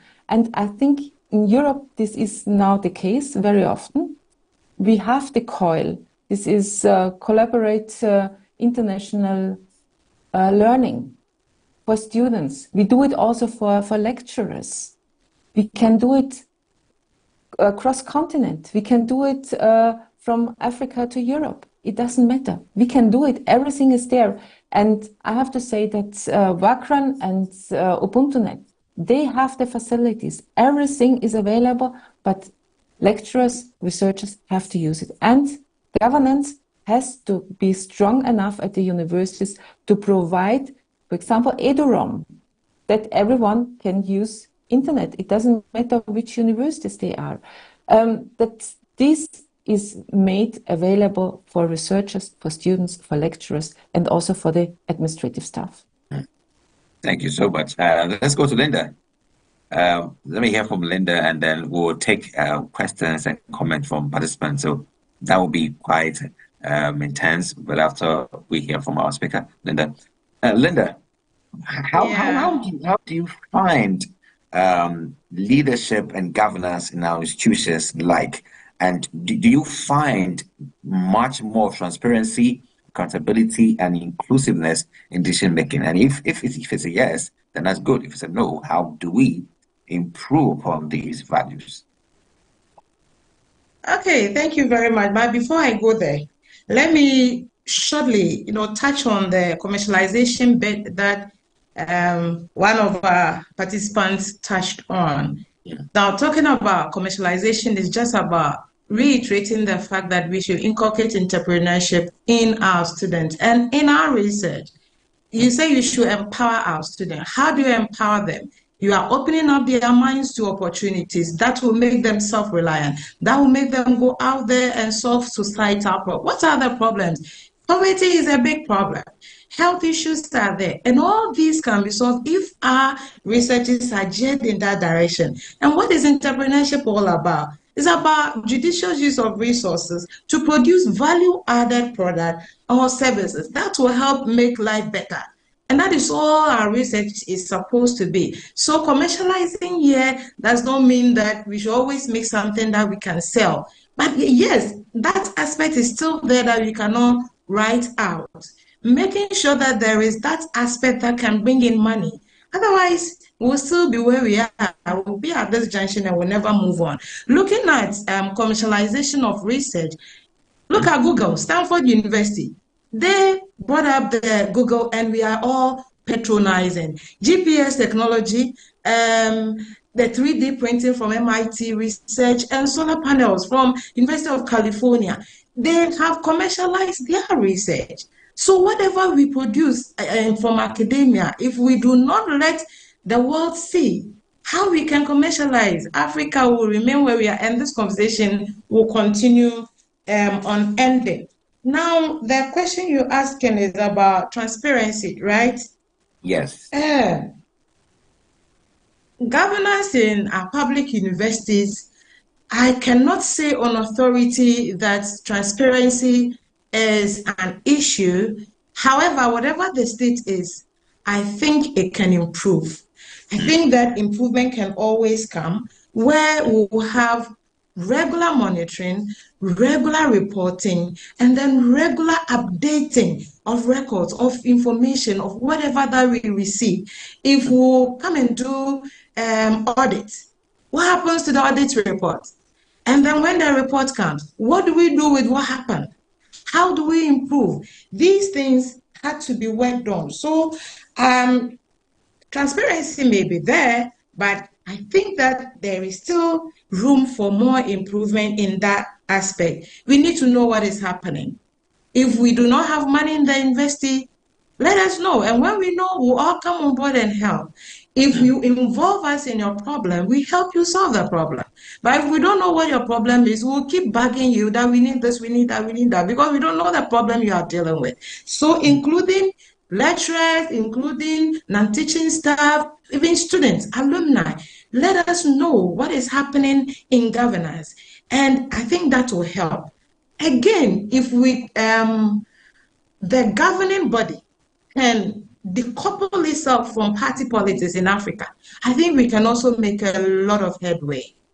We can make a lot of headway if we can decouple ourselves as institutions, make ourselves as autonomous as possible without tying ourselves up with party politics. I think that will also do us a lot of good to make improvements in our performance of our duties. So let us do that. I think when we do that, I think we'll be able to make better ways. We should try and be as autonomous as possible. And even in our planning of our strategic plans, we should, yes, align it with industry and at the same time national development. When we do this, it gets all of us involved and everybody gets interested in what is happening in the universities, and then progress can be achieved. I almost forgot about one point that I had noted. I want to commend my University of Education, for doing in terms of capacity building in research. University of Education is encouraging lecturers, especially in the area of grantsmanship. A lot of workshops are being organized for especially the early career people to understand how you can write proposals for grantsmanship. Again, they've instituted policies for mentorship. So the early careers are being paired with experienced senior members and professors in the system, so you'll be, gradually coached into the system that we find ourselves. So I think that if other universities could also pick up these and move on with it, and also increase, even in our university, it should still be moved to another step, and we'll be making a headway. Thank you very much. Thank you so much, Linda. And also to add that the AAU also has equally very well arranged and like you also know, to just build capacity. Our role is to jointly work with you all to build capacity for the best of the African universities we all see and we want. I wouldn't want to overlook the hands risen thus far, but I want to always say that we actually wrapping up because we've done quite a lot of time.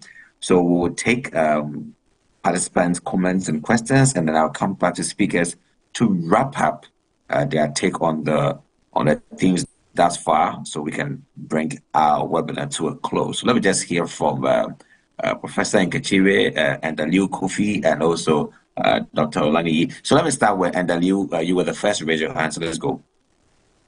Yeah, thank you so much, the moderator. I want to specifically thank Professor Linda for partly last of her comments as regards to the autonomy of the universities. I had the goose pimples as she was talking, because of what is happening in some of our universities in Africa, Nigeria in particular. There is no autonomy at all. And this is creating a lot of problem. Go to some universities, the vice chancellors, are there doing their own. The academic staff union are there doing their own. The governing councils are there doing their own. Things are falling apart. The center can no longer hold. Presently, one particular university is under fire because of the intrusion of the external council members, trying to usurp the power, the authority of the university. There are now, in fact, the system is being politicized, and to someone like me, I've been, it pains me that things are no longer the way it should be. That external members of the governing council will be appointed, and they will bring in politics into the universities, thereby turning everything upside down. So it is good that we have our autonomy, so that there will be accountability, there will be transparency in the governance of academic institutions.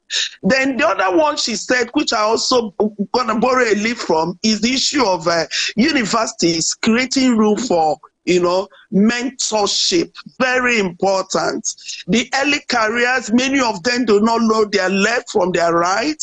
Nobody is there to guide them. No, you can't believe there are some professors in the university that has not gotten even one grant. It's quite, I don't know. Let AAU please do something. We need mentorship. We need collaboration. We need exchange programs. Okay? Thank you so much. Thank you, Prof. Appreciate it. Ndaliwe, are you there? Yes, I'm from Ethiopia. I'm a specialist in comparative education policy studies from UNISA, University of South Africa. I'm in RC University of Ethiopia. I'm blessed today to talk on what people talk about commercialization. Commercialization indirectly means privatization, and nobody knows who owns.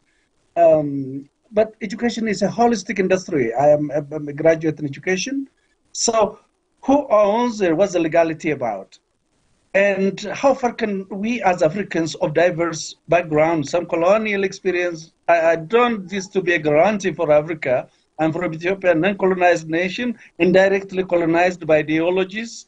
So what's education as a biggest industry like in Africa? Let's talk about this. And Association of African Universities will do on this job and exchange of experiences on the spot, I hope. So Ndalo is worried about what is education. Is it a professional science, a commercial science, or is it an engineering, or what education? What's education in Africa? What's in Ghana? I wonder. So who was Mandela after all, and the rest people of African leaders? So thank you, Ndalo. Yeah, and really. Yeah, and the place of education, college, education's industry area, is it an industry area? Because commercialization is highly privatized in Africa. Who owns it after all? Is the white man is under still the arm cleansed in Africa? Are we free really? I'm worried. Well, that's an open question for that time. Yeah, tantalizing and brainstorming, really, but still, the moment we leave Ethiopia, the moment we evacuate Kenya, we go to the rest white men's lands to try our fates there, because our education is not indigenized. So what's being done in Ghana? Now to come to Ethiopia, the Ghanaians, I never saw a single Ghanaian professor coming to Ethiopia, Nigerian coming to Ethiopian universities now. Who are we then? Thank you.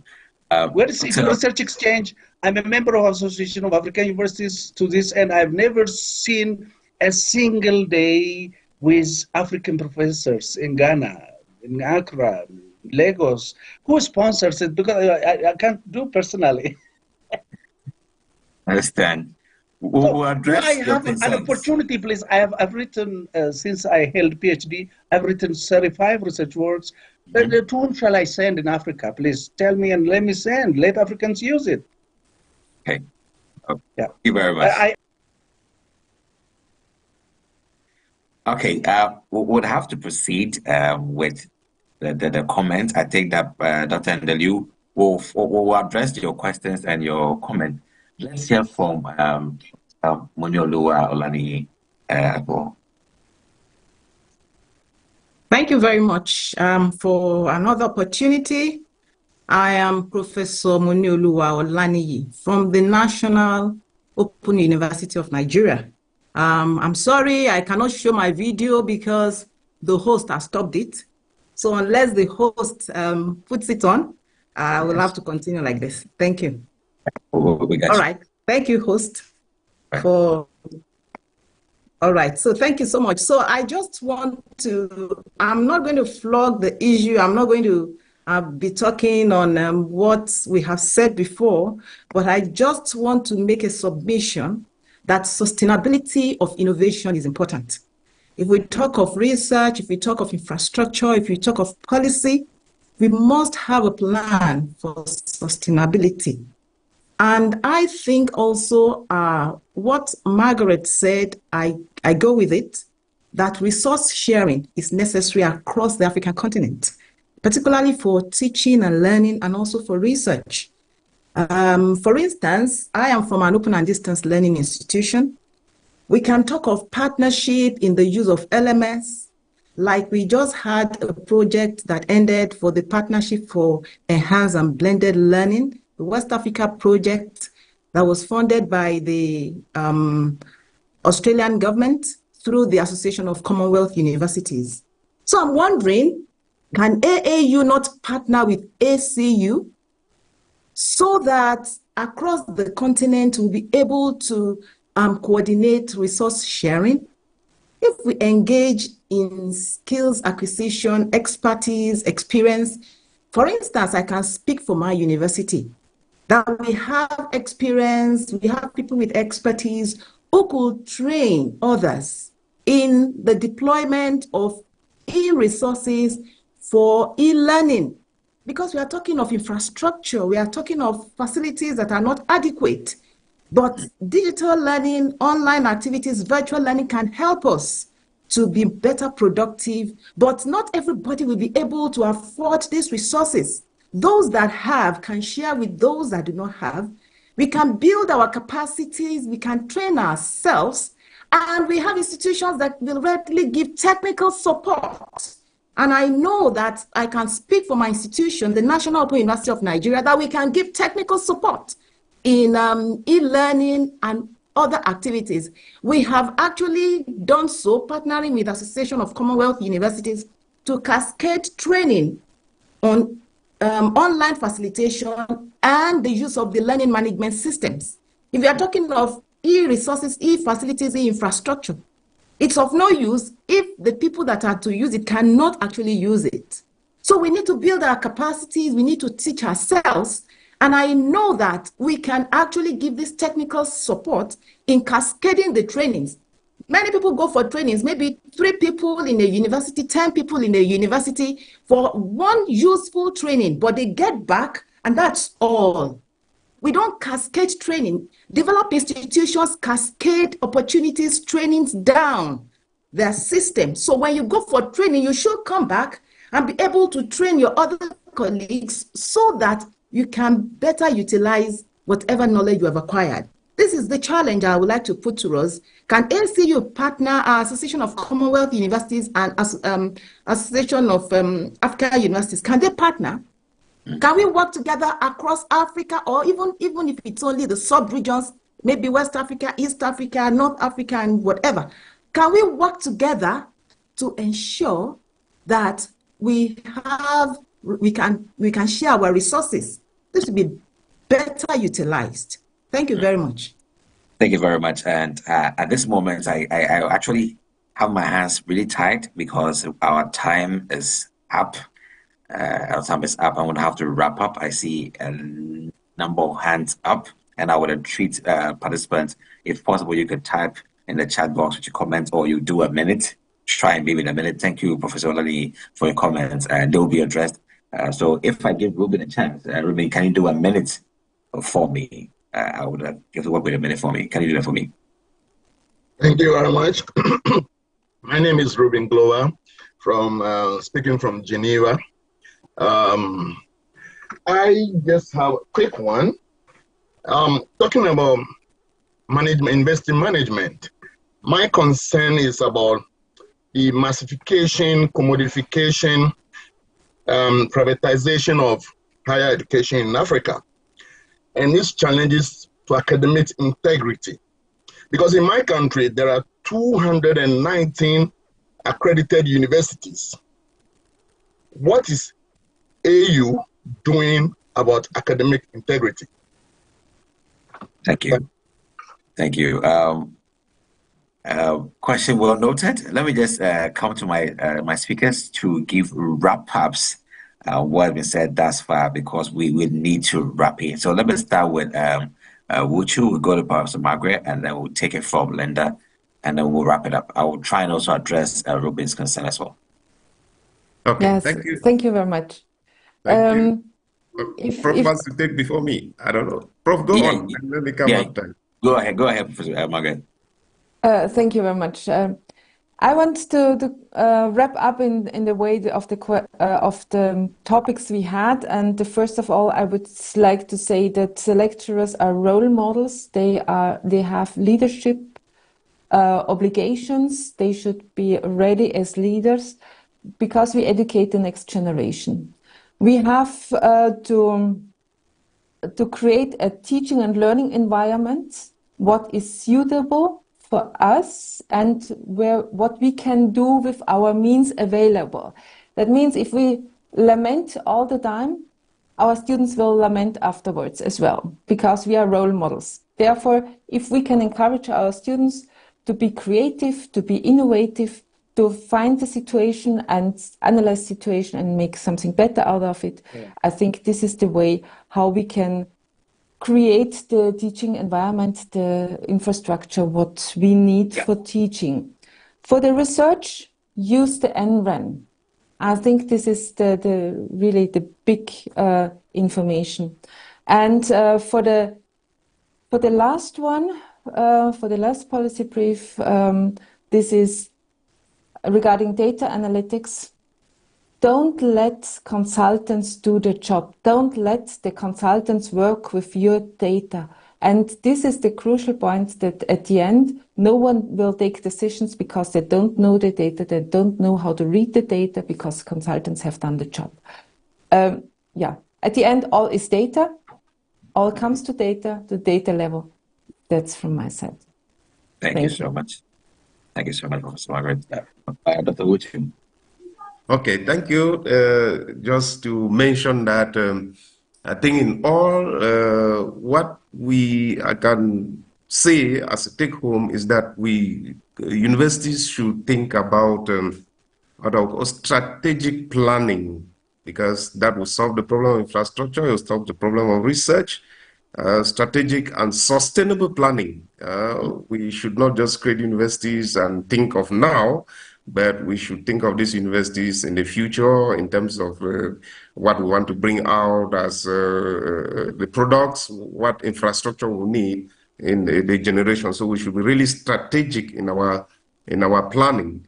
And if that is done, and then we also should think of ongoing training for staff, for lecturers, for the administrative staff, because that will actually help. I think Prof. Lindas, she talked about the case of mentorship in Ghana, which is something that most universities have to copy, because that can actually go a long way to improve on our governance, on our management of the universities. With your permission, just a little personal comment on, I was happy to meet Professor Olani. I've read a lot of her works on policies, so I was happy she was on this platform. Thank you for this opportunity to be able to meet somebody I've been reading the works. So thank you. Yeah. Thank you. Okay, Linda. Right. Thank you so much for this opportunity. In fact, I'm elated to have this chance to be communing with professors and people who are well vested in the area of academia. Wrapping up, we have lamented, we have identified problems, we have all given our ideas. But what I always ask is, who will bail the cat? How are we going to get all our solutions or suggestions get done? How can we materialize it? The how is what we should be focusing now in all the areas, infrastructure, research, in terms of management and everything. We have to look at the how to get things back to where we want it to be.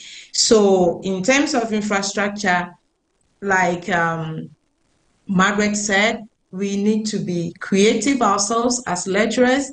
We need to be innovative ourselves, and we need to make do with what is available, stretch ourselves, and get what has to be done without giving excuses because we are not having what we don't have. But whatever we have, we can still make a lot out of it. In terms of research, I suggest that we connect our research to real life needs, real world needs, needs that have life. Let's connect our research into that, and I think there will be a major transformation. In terms of management, I suggest that there should be autonomy and then inclusivity. And all these, we should focus on sustaining whatever we are doing, and we'll get there. Thank you so much for doing the listening. Thank you so much, all to our speakers. Thank you so much, Professor Margaret Bifera. Thank you so much, Dr. Wood Cornelius Utofe. Thank you so much, Madam Linda Koba, and also to Professor Ekia Opokwa. You were having some comments over here. Let me just take a minute to some comments over here so we can wrap up. This from Dr. Kessie. Says, thank you all. It's a very interesting discussion. However, in Tanzania, university is able to contribute a little of funds for research together with researchers' efforts and do our studies. Dissemination strategies and infrastructure is also common to all.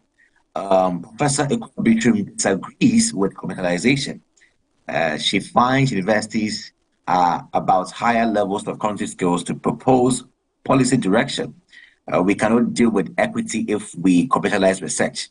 African universities should be national buildings. We see that commercialization is pushing out low-income and women out of university education. We can see that market-driven institutions are not in the position to deal with national and continental problems. It's a very, very strong stance from Professor Briku. She also adds that governance for university is complex. Research shows that there are several areas, but they do not sit outside the general problems of state capture. The areas are internal university governance, university council, external bodies, academic governance body, academic board, and management. Internationalization, third-party funding, and international ranking, quality assurance of higher education in Africa, publication standards, peer review, external moderation, community engagement, national regulatory bodies. These create a complex network of challenges and go beyond leadership skills. We need to locate these debates in governance and leadership at the national level and development orientation of our government. It is only in this way we can begin to bring out real problems. African universities are but a reflection of the fundamental developmental paralysis that our nations are in. Yanda says the governance of higher education in Africa faces critical challenges, including policy implementation, sufficient funding, corruption, lack of quality assurance, disparities in access, brain drain, curriculum irrelevance, limited research investment, technological education issues, effective governance structures, political interference, and insufficient student engagement. Solutions to enhance the governance of higher education in Africa include establishing coherent policies with effective implementation, increasing funding, allocation of resources, promoting transparency, and a whole lot which I could summarize. Basically, the last one that says that minimize political interference and promote active student engagement in decision-making process. In fact, today's webinar series has been very overwhelming. in terms of participant engagement beyond my expectation. And also to my speakers, you've really done so well in dealing with these issues in very, very important perspectives. To Ruben Glover's question. Ruben, I think that your question was addressed earlier. What we'll do is that I will share the link with you via email, all registrants, so you can all watch the recording via YouTube or Facebook, because it was addressed. But if it wasn't addressed, you can email me back and I'll give you more details. This is also to invite you all to the 3rd episode of the Emerging Digital High African Higher Education webinar series, which will be handled by the AAU South African Regional Office, same time next week, Tuesday. So the South African Regional Office will be organizing this session with speakers across the continent to handle the issue. So if we couldn't fully address your issue or your concern today, maybe next week will be an opportunity for you to also participate and bring your views on board and have them addressed. On this note, I will say thank you very much to you, our honorable speakers, and our distinguished participants across the continents, East Africa, North Africa, West Africa, Central, and South Africa. We appreciate your participation. And one last thing I want to ask of you all is to kindly put your cameras on so we can have a photograph together. The importance of this is that we go down into history, that you were also part of this webinar. So wherever you are, kindly put on your camera and let's do a screenshot. Follow the AAU on Facebook and YouTube to find published. Yeah, I think Ebuka has to join us as well. So Ebuka, please hurry up. Thank you. So let's do it together if you're ready. Okay, I'll take the first snap. I'll do another one. Camera. Right.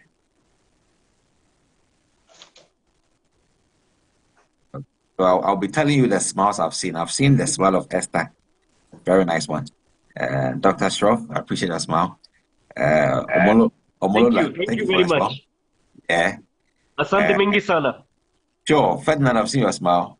Okay, nice smile. Japu Squalo will be from Nigeria. Japu Squalo. How are you? I'm fine. Sorry, Pole. Right, so I'll say thank you very much, everyone. For networking purposes, catch up next week and let's try and exchange contacts for the good of continuous networking and also building connections. Have a nice day and be safe. Check through the chat box. There are some opportunities over there. Esther placed something over there, the chat box. So kindly check the chat box, copy the comments, and follow up with Esther also on the information over there on Learn Africa Elements and a whole lot more. Thank you very much, you all, for your participation. Meet you next week, same time, to extend the conversation. There's a whole lot more to contribute. Have a nice day and bye.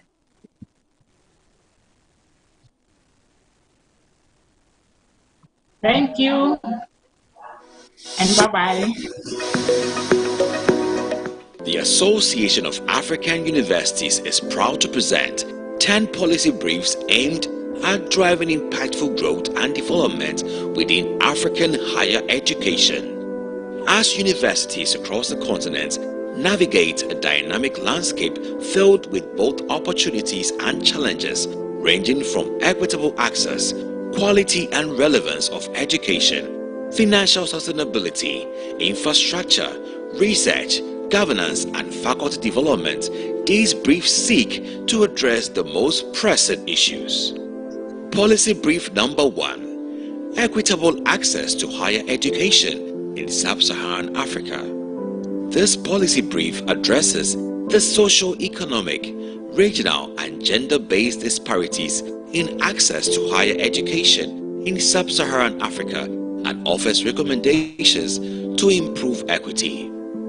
Policy Brief Number 2: Enhancing the quality and relevance of higher education in Sub-Saharan Africa. This policy brief highlights the critical need for enhancing the quality and relevance of higher education in Sub-Saharan Africa to drive economic development and societal progress. Despite significant investment, many academic programs are misaligned with job market demands and teaching methods often lack modern pedagogical approaches. Policy brief number 3, securing adequate funding and financial sustainability for higher education in sub-Saharan Africa. This policy brief addresses the critical challenges of securing adequate funding and ensuring financial sustainability for higher education institutions in sub-Saharan Africa. Financial constraints significantly hinder universities' ability to provide quality education and support socio-economic development. Policy brief number 4, building infrastructure and facilities in higher education institutions in sub-Saharan Africa. This policy brief emphasizes the importance of infrastructure and facilities in enhancing the effectiveness of higher education institutions in sub-Saharan Africa. Inadequate physical and technological infrastructure such as libraries, laboratories, and internet access hinders the learning experience and research output. Policy brief number 5, improving research and innovation in higher education institutions in sub-Saharan Africa. This policy brief highlights the critical role of research and innovation in driving socio-economic development and enhancing the global standing of higher education institutions in sub-Saharan Africa. Despite their potential, universities in the region face significant barriers related to funding, facilities, and collaboration, which hinder their research capabilities. Policy brief number 6, advancing governance and management in higher education institutions in sub-Saharan Africa. This policy brief enhances the importance of effective governance and management for the success and sustainability of higher education institutions in sub-Saharan Africa. Many universities in the region face challenges related to administration, accountability, and leadership which hinder their effectiveness. Policy brief number 7, boosting faculty development in higher education institutions in sub-Saharan Africa. This policy brief underscores the importance of faculty development in enhancing educational quality and fostering research excellence in higher education institutions in sub-Saharan Africa.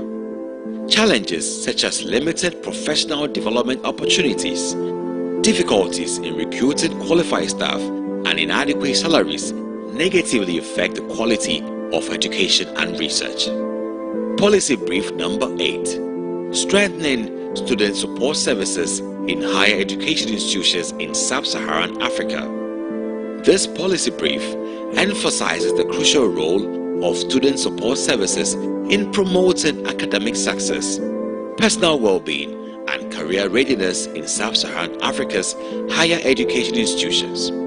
Inadequate services such as counseling, career guidance, and academic assistance negatively impact student outcomes and institutional effectiveness. Policy brief number 9, enhancing internationalization and collaboration in higher education institutions in sub-Saharan Africa. This policy brief highlights the importance of internationalization and collaboration with global academic networks in enhancing the quality of higher education in sub-Saharan Africa. Such efforts can improve educational standards, foster research excellence, and create valuable opportunities for students and faculty. Policy brief number 10, aligning education outcomes with labor market needs in sub-Saharan Africa. This policy brief emphasizes the critical importance of aligning educational outcomes with labor market needs in sub-Saharan Africa to reduce unemployment and underemployment. Many graduates face difficulties securing jobs that correspond to their skills and qualifications. Achieving this alignment requires a strategic collaboration between educational institutions, industry stakeholders, and policymakers. These policy briefs provide a vital premise for thought leaders, policymakers, academics, stakeholders to engage in meaningful dialogue and develop solutions which will shape the future of higher education in sub-Saharan Africa. Visit our website at www.aau.org for more information.